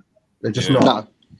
I think that's the difference. He's got no one to tick off. He's got so the pressure's all on him. It's not to say that any other players in Man City or any other players at United are bad. It's just to say they're not that type of player. They're not thinking on that wavelength. They've not got that. They're not seeing the extra lines in between the lines that them players see. Them special players. There's not many David Silvas about, is there? There's not many players like that in the world. Let alone in the league. There's not many players like that in the world. So you can't even mention them kind of players no more. Like, there's not many. I don't think you could count on your hand that amount of players of that type. No, you can't. It's kind of changed. It's not that there's no room for them, but they've got to be elite to get in these teams with the athletes and that kind of player. So, what do you think the expectations are this season? What do you think they're going to? How they're going to do this season? And what do you think should be the minimum requirement for Champions League and League? Well, what I think Man United will do, obviously, if it stays like it does this season, and obviously with tactics and all that, and no changes, and Solskjaer's still here, I think they'll finish 7th in league, and I think they'll get quarterfinals at Champions League, and then they'll play a team that they're expected to beat, but tactics will come into play. Like the Sevilla game in the Europa League. They were expected to beat that, but then tactics came into play. And that manager, whoever it was, out-tacticked Ollie on the night. That's what I think. I don't see them doing out in January in winter, because I think that'll just look like the panic buying. But I think they'll wait till next summer. But if Man United get to Christmas and they're looking like one of two things, they're either wavering to drop down in the league, or potentially they could push into that top 4 or even push into a higher position. Do you not think Man United would go? It's not. Man United aren't tight. They're just not good with negotiating. It just means they have to pay top end price. The player they want. I just think in January it'll be harder for them. That's all. I just think in January, because obviously the leagues are still going on. They're not going to want to lose some players, so they'll end up having to basically get. How can you say it? Basically, the van tie behind the back. If you get what I mean. Yeah, but the money talks. That's all I'm saying. And when you want a player, if you're going to pay the money, then you'll get the player. So what was you saying, Nathan? No, I was just saying that I don't see them being able to get Sancho in January. So obviously, it's not that they're not going to just buy players, because they're going to need that money. If they want to get Sancho next year, they're going to have to need that money. They can't just keep spending this year and then for next year just spend 100 and something and then go and buy more players again. I don't think we need to be buying any more. It's like we're so lopsided. It's a joke. We actually don't have any real wingers at the club apart from James. Dan James, we haven't got any other wingers. For me, Rashford is not a winger. Martial's not a winger. These guys are not wingers. They're not going to do what Mane and Salah do. They're just not that type. For me, I don't think they are. James, like I say, He's a youngster, yeah. He's come from Championship and been thrown straight into a top Premiership team. It's unfair on him, very unfair on him. And he's got a lot to learn, a lot. And we're expecting him to learn all of that straight away. So I think we all get a bit harsh on him. I get harsh on him myself. But then I realise, wait a minute, this kid's not even played regularly in Championship. Then he's come to United and he's playing every week. So for me, I want to see so much improvement, but I don't see them. I don't know if he's out on the training field working on taking players on, working on doing a jink here and there and fake cross and crossing the ball. I don't know if he's working on his finishing, like staying back. I want to get to be the next Robin or something. He's got all the other attributes to get to them levels. Why not work on all these things? What I mean by attributes, he's got great pace, yeah? So with great pace, you've got something to work with that not many others have. If you can then get a jink inside and a whip to the corners, just work on jinking inside, whipping it. You know, I think the thing is, and then work on faking the cross. Like when you see Rashford, he comes inside, he looks to shoot, fakes, they all dive into the side, and he's got a shot. If he just throws a bit of that into his game, he'd be another player, like a new player. And then obviously, I think the main thing for him, this is where the structure really does make a difference. Look about this. Dan James, this season at Man United, probably going to be nowhere to be seen. If he goes to Leeds, trust me, within a week, this guy will be tearing people up. Bielsa's meticulous, isn't he? Yeah. I'm telling you, he'll be tearing people up every week. You're like, wow, who's this kid? What did he do to United? They're going to make sure he does exactly what he wants to do. That ball gets there, you sprint past there. That ball will come, don't worry, just sprint past there. And then you're through on goal. Probably get through on goal about 5 times a game. Then he might score one of them, but that's once every game. So it'll be like that, you know, when Sterling used to get through and not score much. And then you think, oh man, this guy can beat world class. That's the same thing that could happen with Dan James if the right guy gets hold of him and just works on him, or he decides to work a bit more on all his bits. I think it's definitely it's going to have to be down to a club making sure he plays a certain way in the structure. I don't see it happening at United, to be fair. I want it to happen, but I don't see it happening, to be fair. I think Solskjaer knows this as well. I think he knows he needs that right-sided player, because obviously we all know what was going on in the summer with Sancho.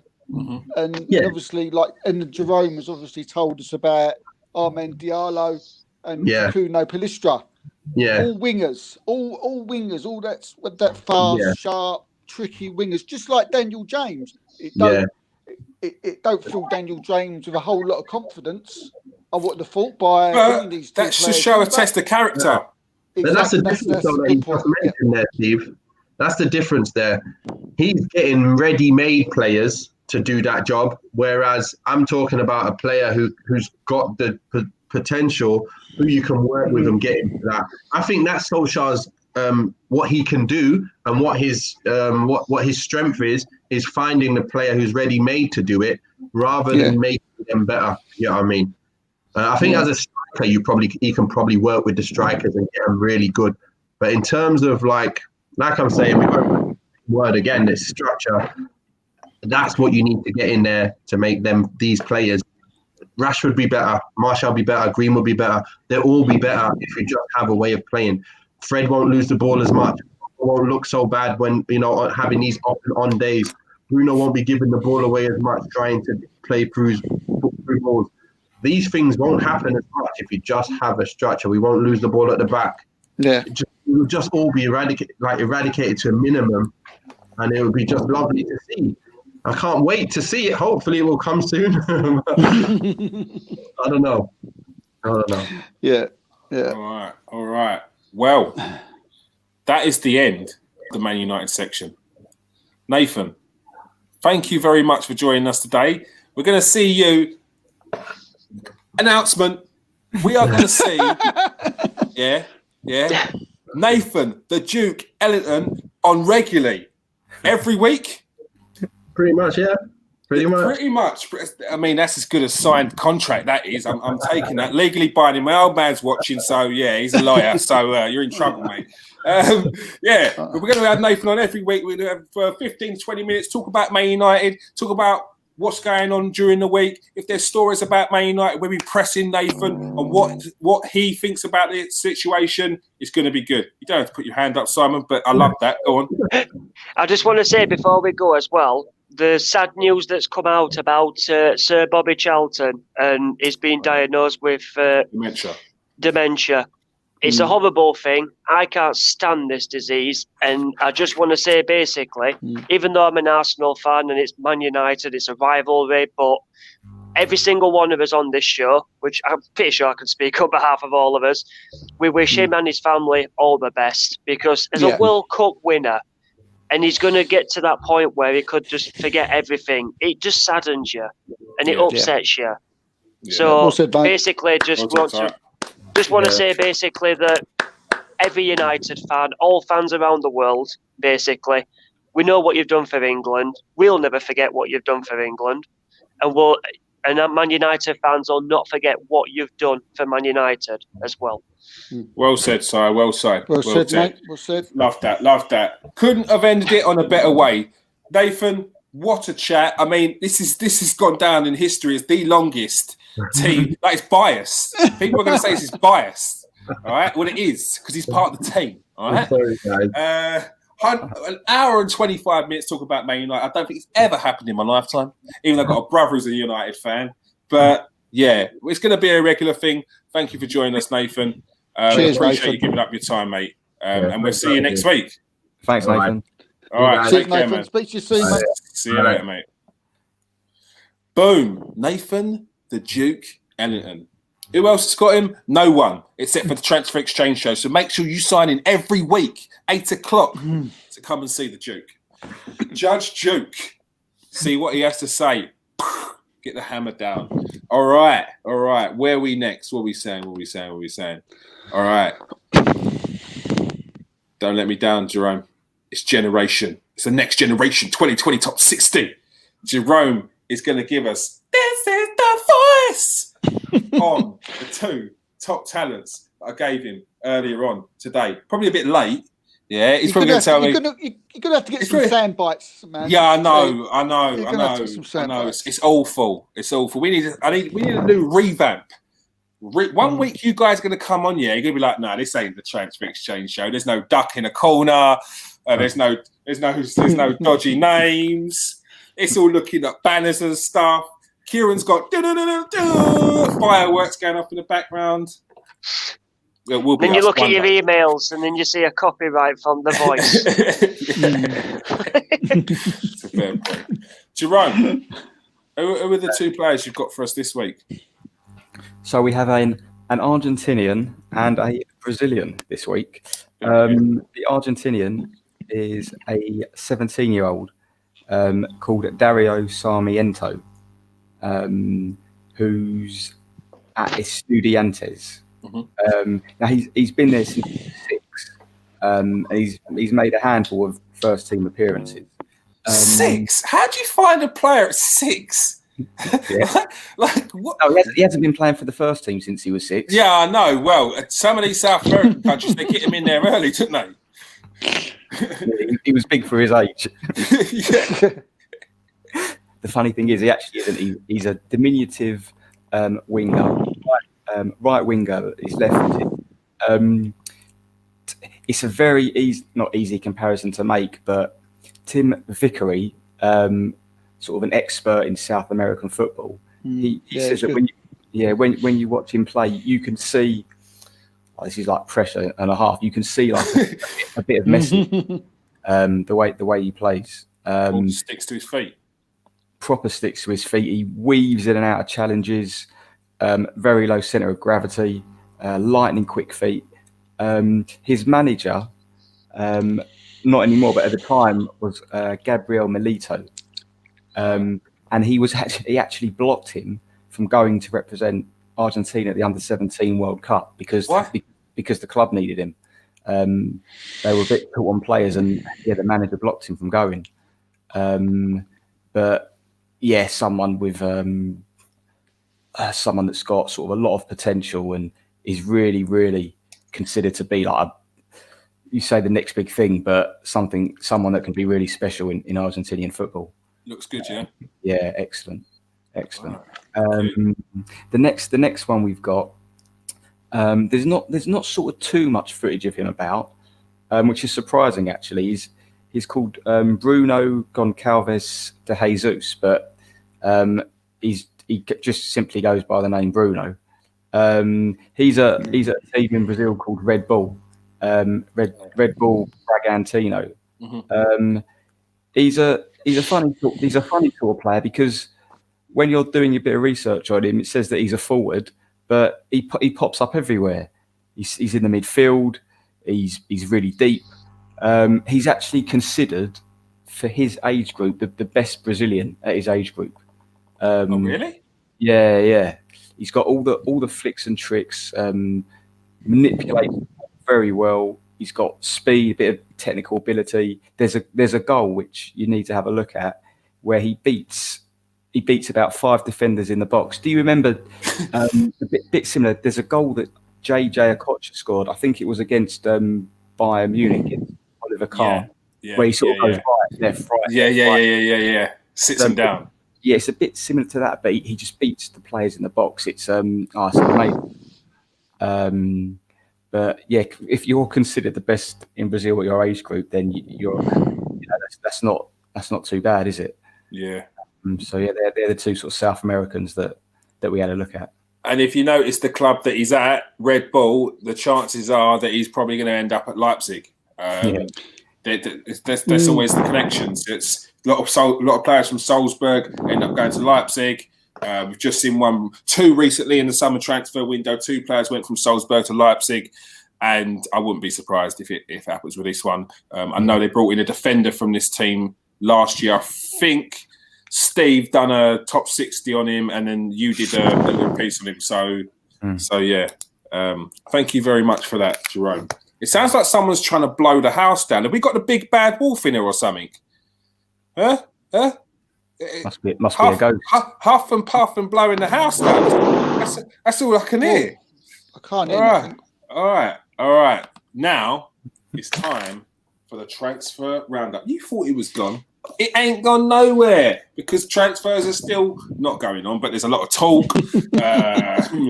And yeah, like clubs have already identified they need to bring in different players already. So yeah, it's going to be a bit of it's not stopping. It's not stopping. I don't think from now. I don't think it will get any less. I think people are going to try. We're off again. I think people are going to try and bring in people for January, and it's November, so it's not too far away. Let's get started.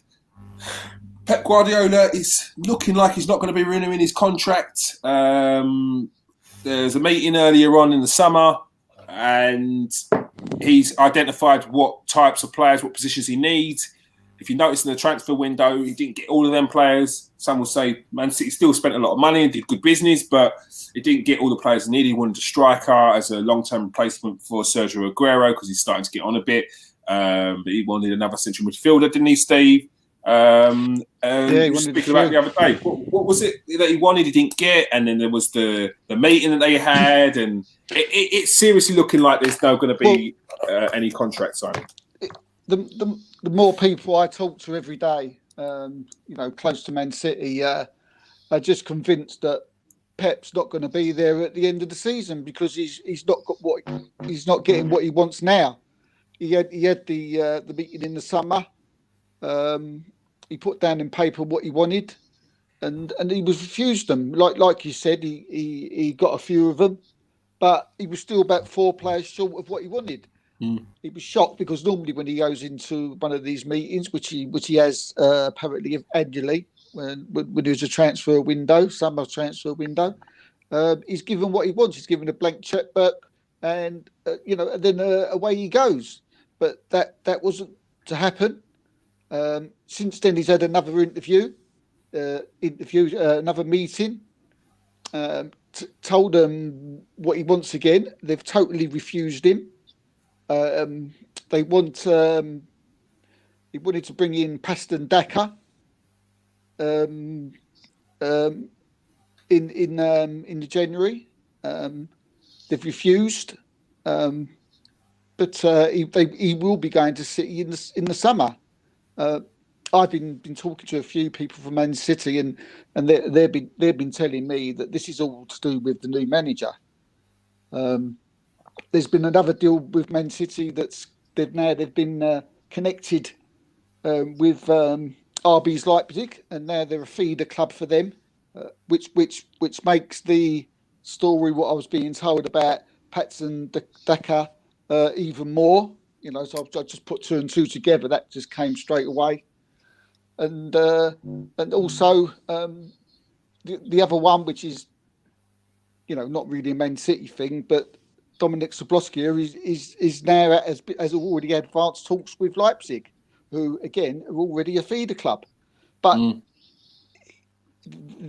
like you just said, they've already had 2 players in this summer, so especially Arsenal fans would be a bit disappointed to hear that if he's off to Leipzig, but. Apparently they've had this deal in place, but he's not getting what he wants. He's not getting what he wants. He wants a striker. He's not going to get a striker until summer because of the new managers coming in then. He can't come in now, this new manager. It's a matter of let's have some fun and who will it be? Which I suppose we're all going to have some fun, until it happens, trying to guess who it will be. But that signing is all down to the new manager. Got Patson Daka. Yeah. So that signing is one of them. So nothing to do with Pep. That's got to be Ragnick then.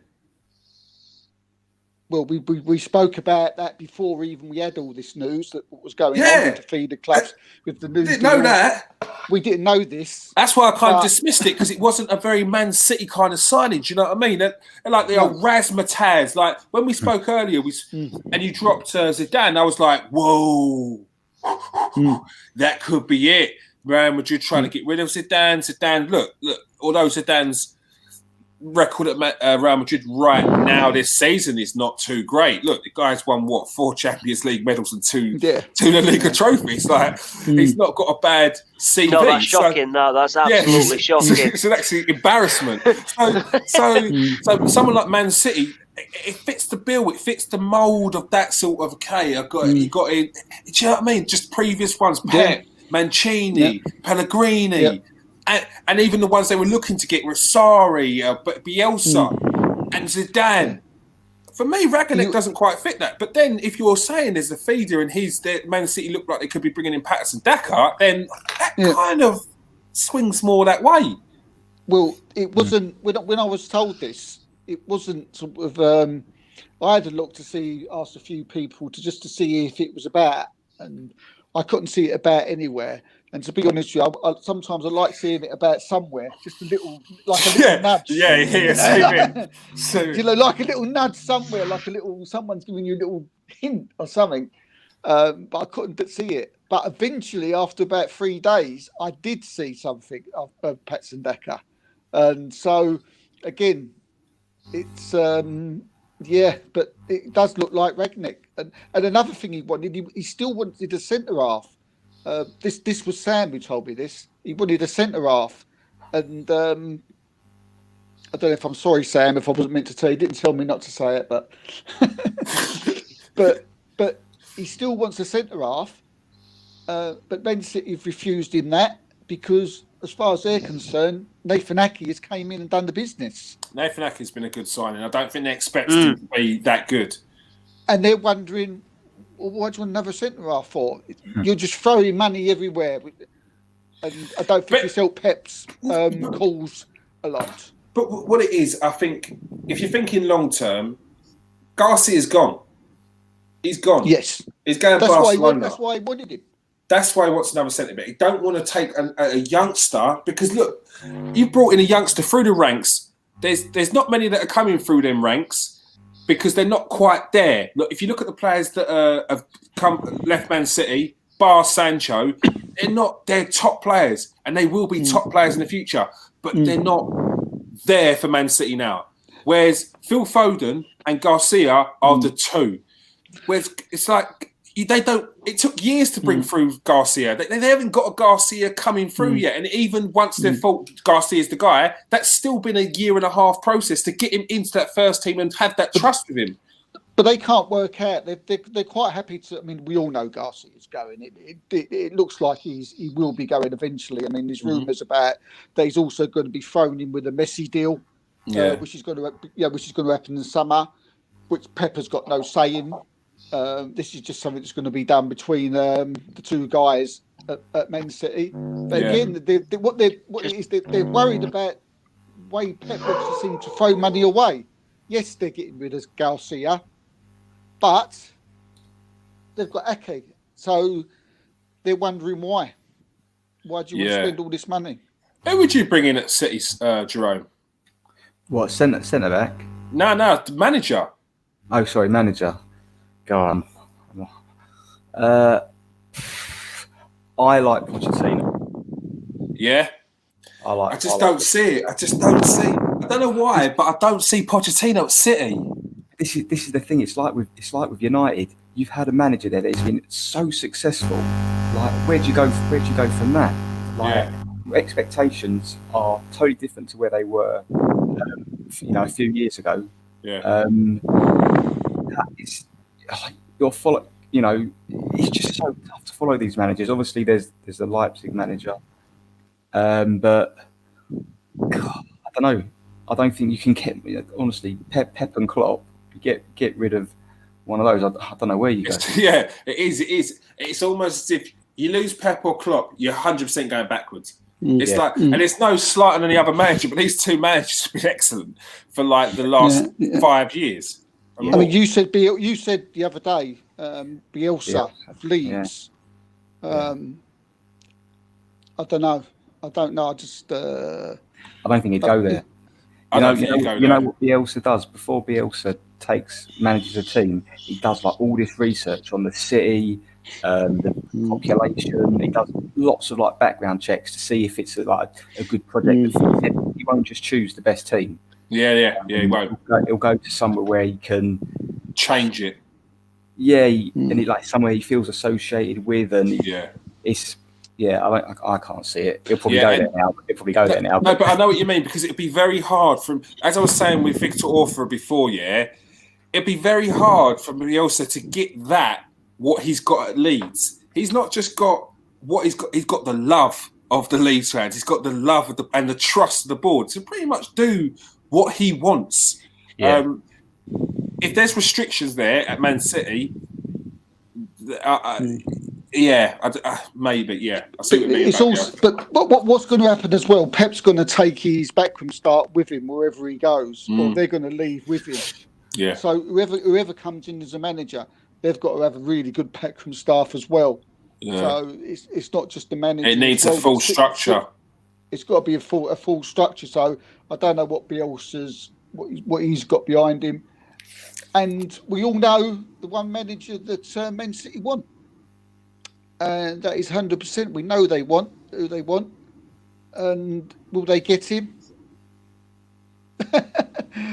Who knows? And that's Arteta. Yeah. That's the guy they want. Personally, I think it's too early. You can't blame them for wanting him. No, you can't. But I think it's too early in his mind. I'm Arteta right now, all right? I'm telling you, look, I am Arteta. In my mind, it's too early. Reasons why. You've not even cut your teeth properly as manager. You've been there not even a full season yet. There's a lot to learn with regards to so many aspects of the game. And where he is right now, I don't think he can lose. Yeah, he's going to be expected to win the league if he goes there. I don't think he can lose here. All he can do is build up his reputation. What he will lose here, like everyone knows the structure at Arsenal's a bit whiffy. Like even if you like the perception of what Arsenal are doing is they don't spend. The owner's a bit of a might be a bit of a struggle. So for me, as from what you'll see Arteta's doing, it's hard for him to fail here because either way, it looks like you could blame it on the owner. You could blame it on not getting the spend. You could blame him not allowing to bring the players in. So I think his stock won't fall here. If he goes to Man City, it could be too early for that. Will he leave? Will he think more about leaving if he's not backed? Where he knows he can go to City and get a blank checkbook, more or less. Yes, but I think it would be too early to know that he's not getting backed. He'd have to wait until the summer to see whether he's getting fully backed. I think for him to turn around and say, "You're not backing me, I'm off." And by then, Man City have got their man in. So if you're Man City, if you're Arteta, you're thinking you're in his head. You'd be going, right. I know I can get this. I know I can get that. I know what I can get at Arsenal. I know where I am. You'd still stay at Arsenal. I'm thinking you need to show me some. I would. That story about Man City coming in for me. That story's getting leaked. 100%. I'm leaking that story in and around summer, and I'm making sure that I get the transfers that I want in the summer transfer windows. If I don't, then there could be a bit of trouble. But hopefully we're not. Hopefully we don't get to that because Simon said that we're going to get pretty well backed in the summer. Yeah, and I believe we will. Mate, hopefully that's true.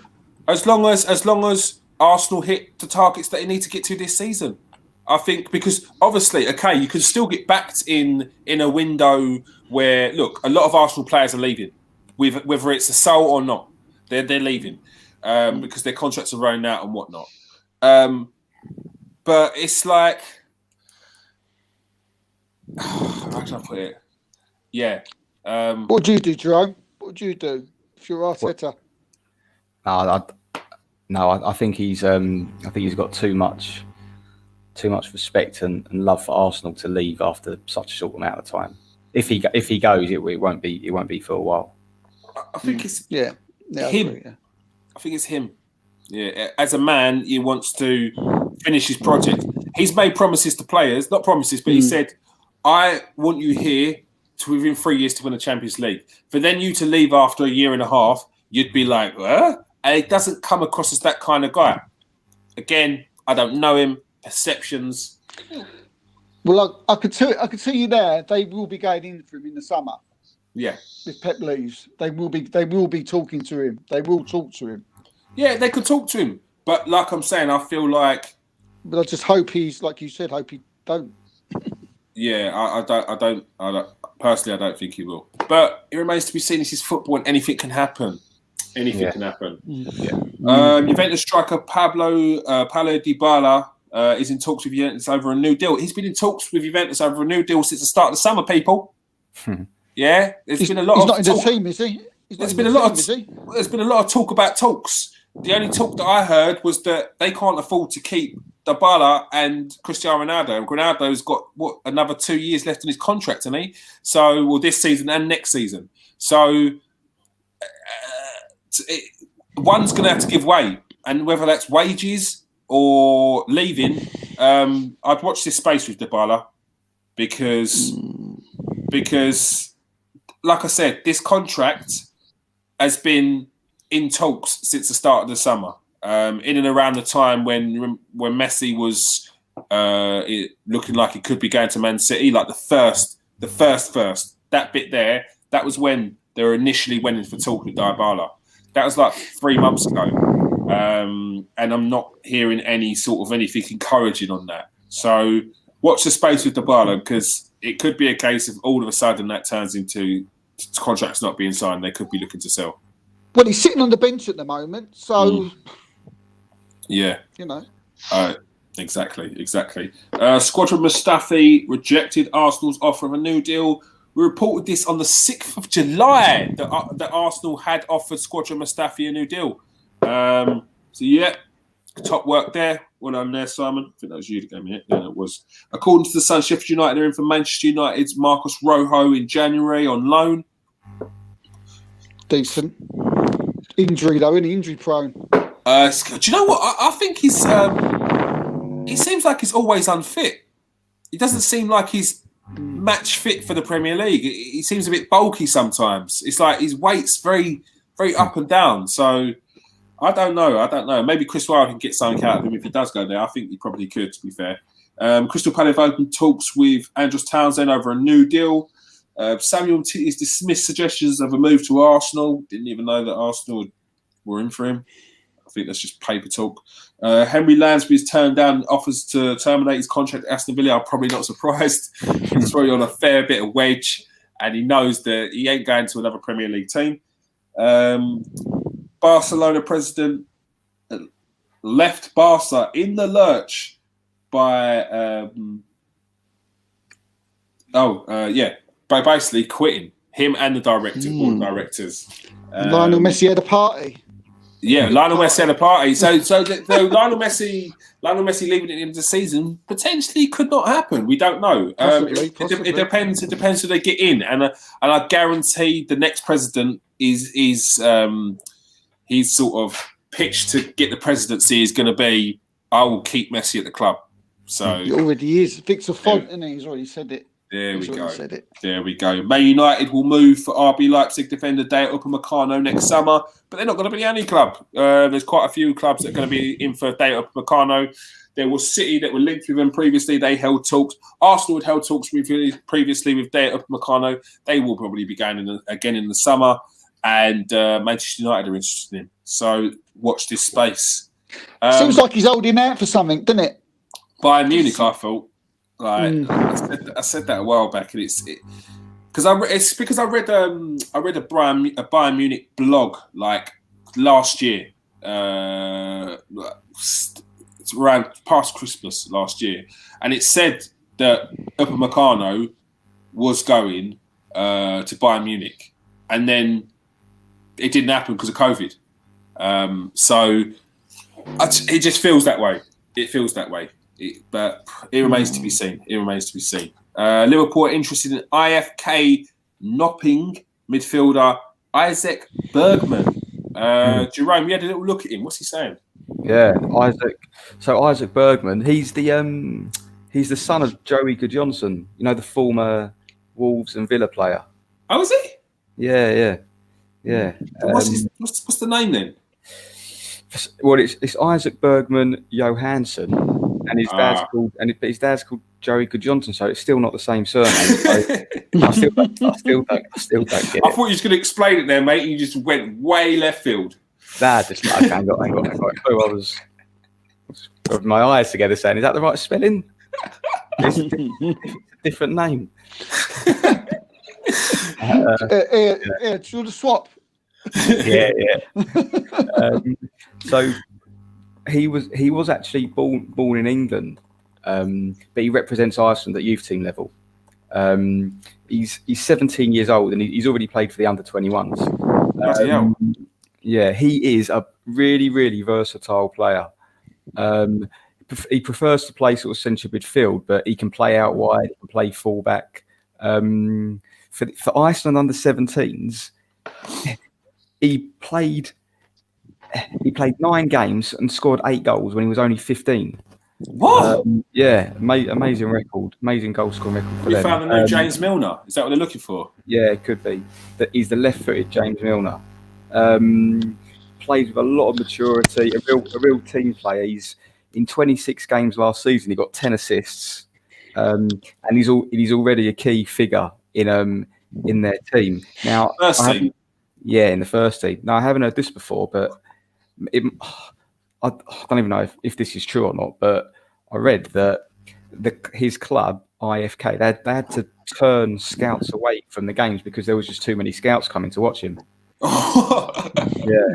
To be fair, when I read the article, it did say another club are interested. Yeah. So it could be true. Yeah. But I'm sure I know IFK maybe aren't the biggest team in the world, but I'm sure they've got a stand that can hold a few scouts. Yeah, but it's probably more the club are like, just leave the kid alone. Yeah. Let him live. He's only 17, for God's sake. Yeah. And we want him for a couple of more seasons because he's one of our main players, which is nuts. But I mean, look, Odegaard, that's how he started. Playing 16 and 17 in the first team, Now he's a Real Madrid regular, or will be. Or yeah, he's trying to turn the screw on that one. Thanks, Jerome. Juventus tried to sign Ansu Fati in the summer. I think everyone did. As soon as everyone found out that Barcelona had no money, they just went for Fati. Fati? Can we have Fati? No? How about Fati? No? All right, cool. Yeah, everyone went for him. Brighton are set to offer fullback Tariq Lamptey a new deal to fend off interest from Bayern Munich. Adil Rami says that Kylian Mbappe's move to Real Madrid is a done deal. We heard that from Tim Sherwood about Jack Grealish to Man United, and he signed a new contract. So when it comes to people telling me done deals, until I hear it's a done deal, it's far from a done deal. But he probably is going to go Real Madrid because, as we said, he's got a year left on his contract. Is it this year or next year? So he's angled it so they have to sell him, and not at too much a ridiculous price because it's Mbappe, and people will be trying to get him for 500 million. So yeah, so it looks like it could be off to Real Madrid. Dortmund manager Lervin Fevin says that the summer speculation linking Jadon Sancho to Man United has been the reason behind his dip in form. Jadon Sancho in the summer will probably be going, and yeah, many clubs will be after him. Come up with some crap, don't they? Some people. Yeah, Championship Birmingham is set to offer one of the clubs interested in signing Alexandra Pato. I mean, even Alexandra Pato must still have something about him. He should be able to. I mean, he went to Chelsea and still scored goals, so I'm sure he could do it in the Championship. Barcelona will attempt to sign PSV striker Donnell Marlin if they fail to bring in Memphis Depay. Do you think it's an adequate replacement for Memphis Depay? I thought they're completely different types of players. I think he's one that Arsenal let go, isn't he? Yeah. I don't know. One's more of a forward striker. Memphis Depay is like a winger. Memphis Depay on playing well at the moment, though, isn't he? Yeah, his contract's at the end of the season. Up at the end of the season, isn't it? It's probably why he's playing well then. so he can get a move. Yeah, no, he was meant to go to Barcelona, but the deal fell through. Yeah, he's a decent player, Malin. He's a decent player, but if you're given the choice out of the two, I'd take Depay. Do you think he's Barcelona though, or is he just going to be a Martin Braithwaite, who's a good player? Yeah. I mean, I think Barcelona they're just. I think their stock of who they're buying now at the moment is dwindling a little bit. Yeah, there's no slight on Malin. I feel bad saying it, but it is a bit in it. Not at all. It is a bit in it. It's a bit in it, though. There's a little bit. It is a little bit. But it's true, though. It's true. It is true. It's just about the right player. It's about being the right player. All right. Excellent wording. There we go, mate. There we go. Get yourself into trouble just in case we get Malin on the podcast one day. He's like, yeah, I would have done, mate, but I remember Steve telling me that Barcelona dropped their level in players when they were going to sign me. So I won't be coming on the show, mate. Cheers for that, Steve. Man United are considering, are in advanced talks with AC Milan Hakan Kalahanu. God, Jerome, help me out, mate. Yeah. I know you looked at it. Did you look at the name? Yeah, that's true as well. Hakan Kalhanoglu. Kalhanoglu, that's it. Hakan Kalhanoglu. Hakan Kalhanoglu. Well done. That was quality. Tell us about him. I mean, everyone probably knows. Yeah, I don't understand this one, to be honest with you. He's 26 at AC Milan, and as you say, he's available in the summer for a free transfer. Mm-hmm. He's like a playmaker, attacking midfielder, bit of a sort of set piece specialist as well. He's been criticised for like the lack of his physical attributes and inconsistent performances, which will go down very well. With the Premiership, wouldn't it? Yeah. There was a bit of like hype around him like early in his career. Because he scored weldies, that's all it is. Yeah, and he wanted to be like the Turkish Ozil. Oh, he's not that. Nah. But yeah, it's I don't get it. Considering they can't even get Van der Beek in the starting 11. I don't see why they would go for this guy. It seems odd. When I saw this, I kind of didn't believe it, but then I saw it that they were in advanced talks, and I was just like, but why? He's not a winger.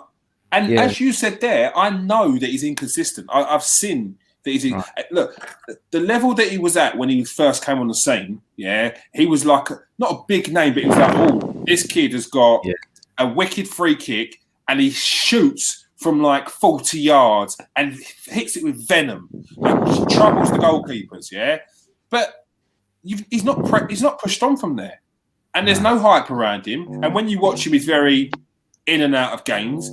So it does. It seems like a very, very odd one for Man United. Yeah.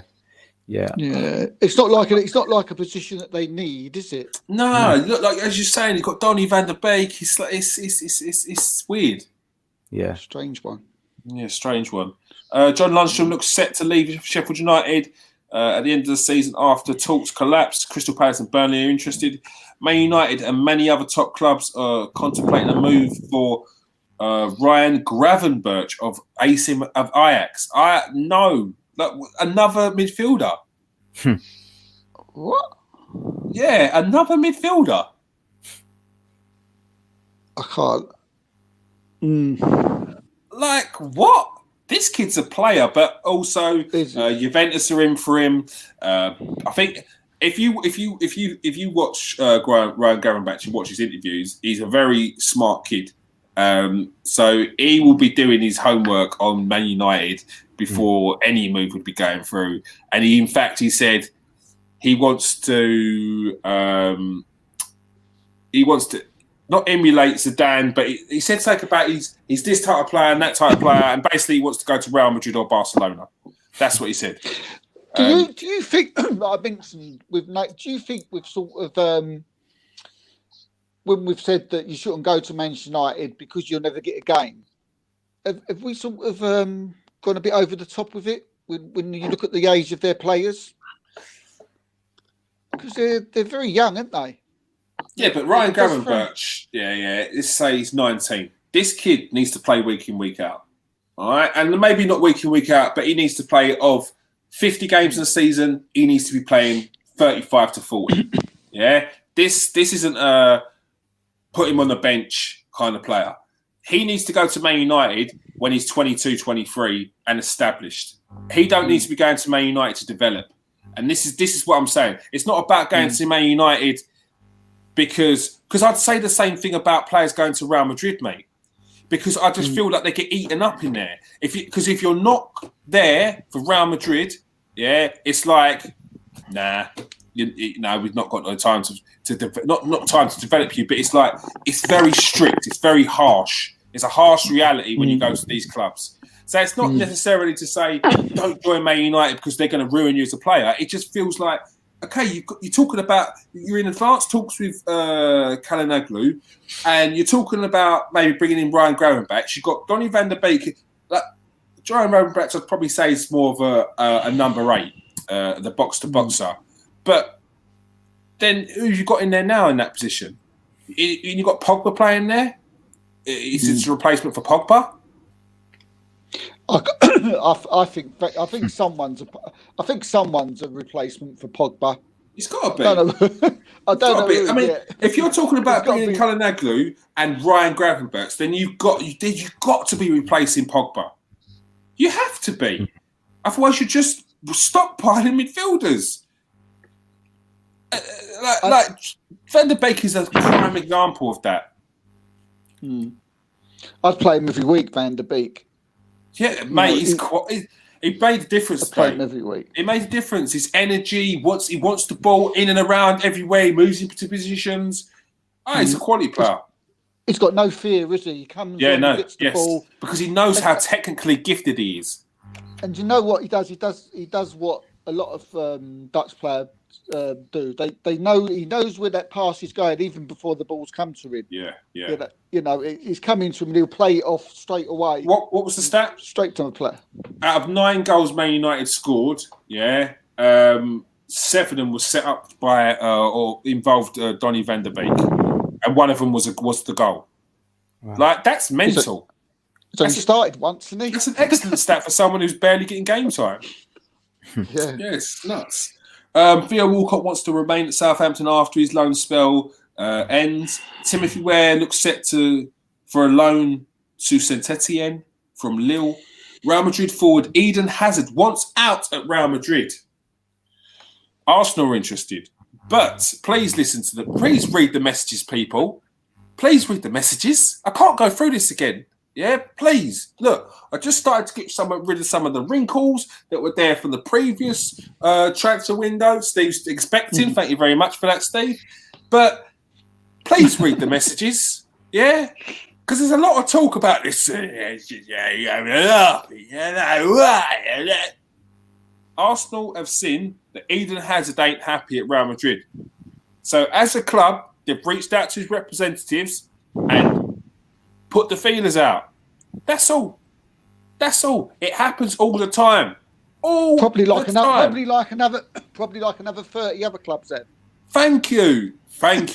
In fact, this is Eden Hazard, by the way. Eden Hazard. This is Eden Hazard, and it's very clear that he's not happy at Real Madrid. Yeah.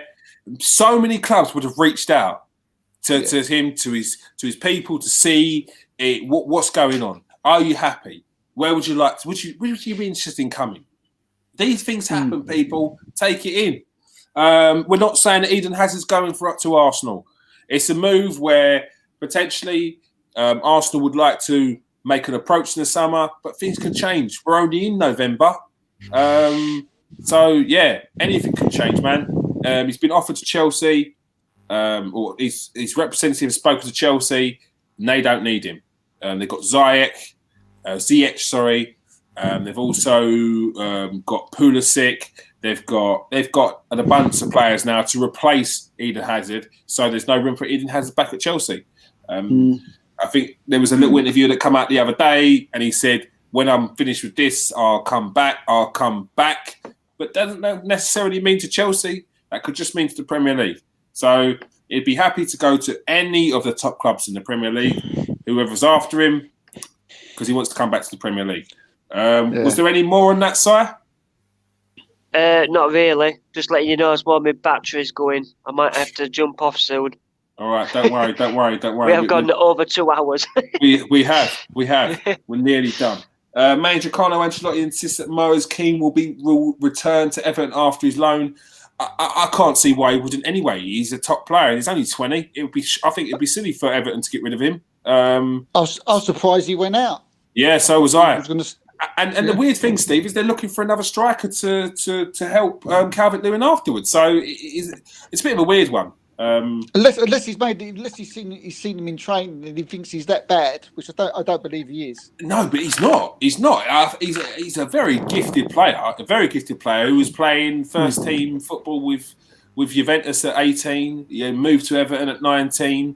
He's now playing for Paris Saint-Germain at 20. You don't move to these clubs if you're not a good player. He's got something about him. He's very tricky. He's raw. I think it's probably decision makers with him and just that final finish. And once he gets that, he's going to be a danger. Yeah. He needs to be with Ancelotti because that's the perfect manager, really. I think he does. Yeah.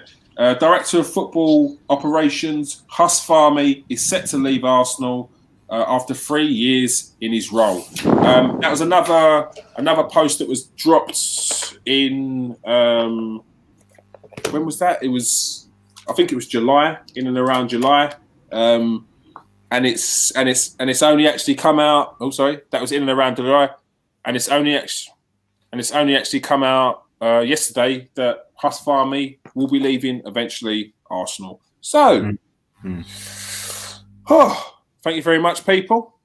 Let's have a little look at the comment section. We'll say thank you for Gareth. His internet killed him today. He's probably crying He's going to be crying into his cereal tomorrow. He felt he had an opportunity. It's cutthroat business, mate. It's how life works. But he'll be back again. Not to worry. We're definitely going for it again. I felt bad for him because he's been talking to me about this all yesterday. He was ready. But mate, internet, you can't really do anything about internet. It is what it is. We've got Reyes. We've got Reyes in the comment section. He has officially agreed to come and do the Barcelona. Reyes has officially agreed to come and do the Barcelona one. So we'll have Reyes on. Tell me he's banned from the Fantasy Football League. He can't be in it no more. No. He's dropped down the league anyway. He's dropped down the league, Steve. Is he dropped down? He's no threat, Steve. He was at the top. He was at the top. He was passing by, mate. That's what it is. Fly by night. You know what I mean? Cream always rises to the top, as they say. And he ain't cream of the crop.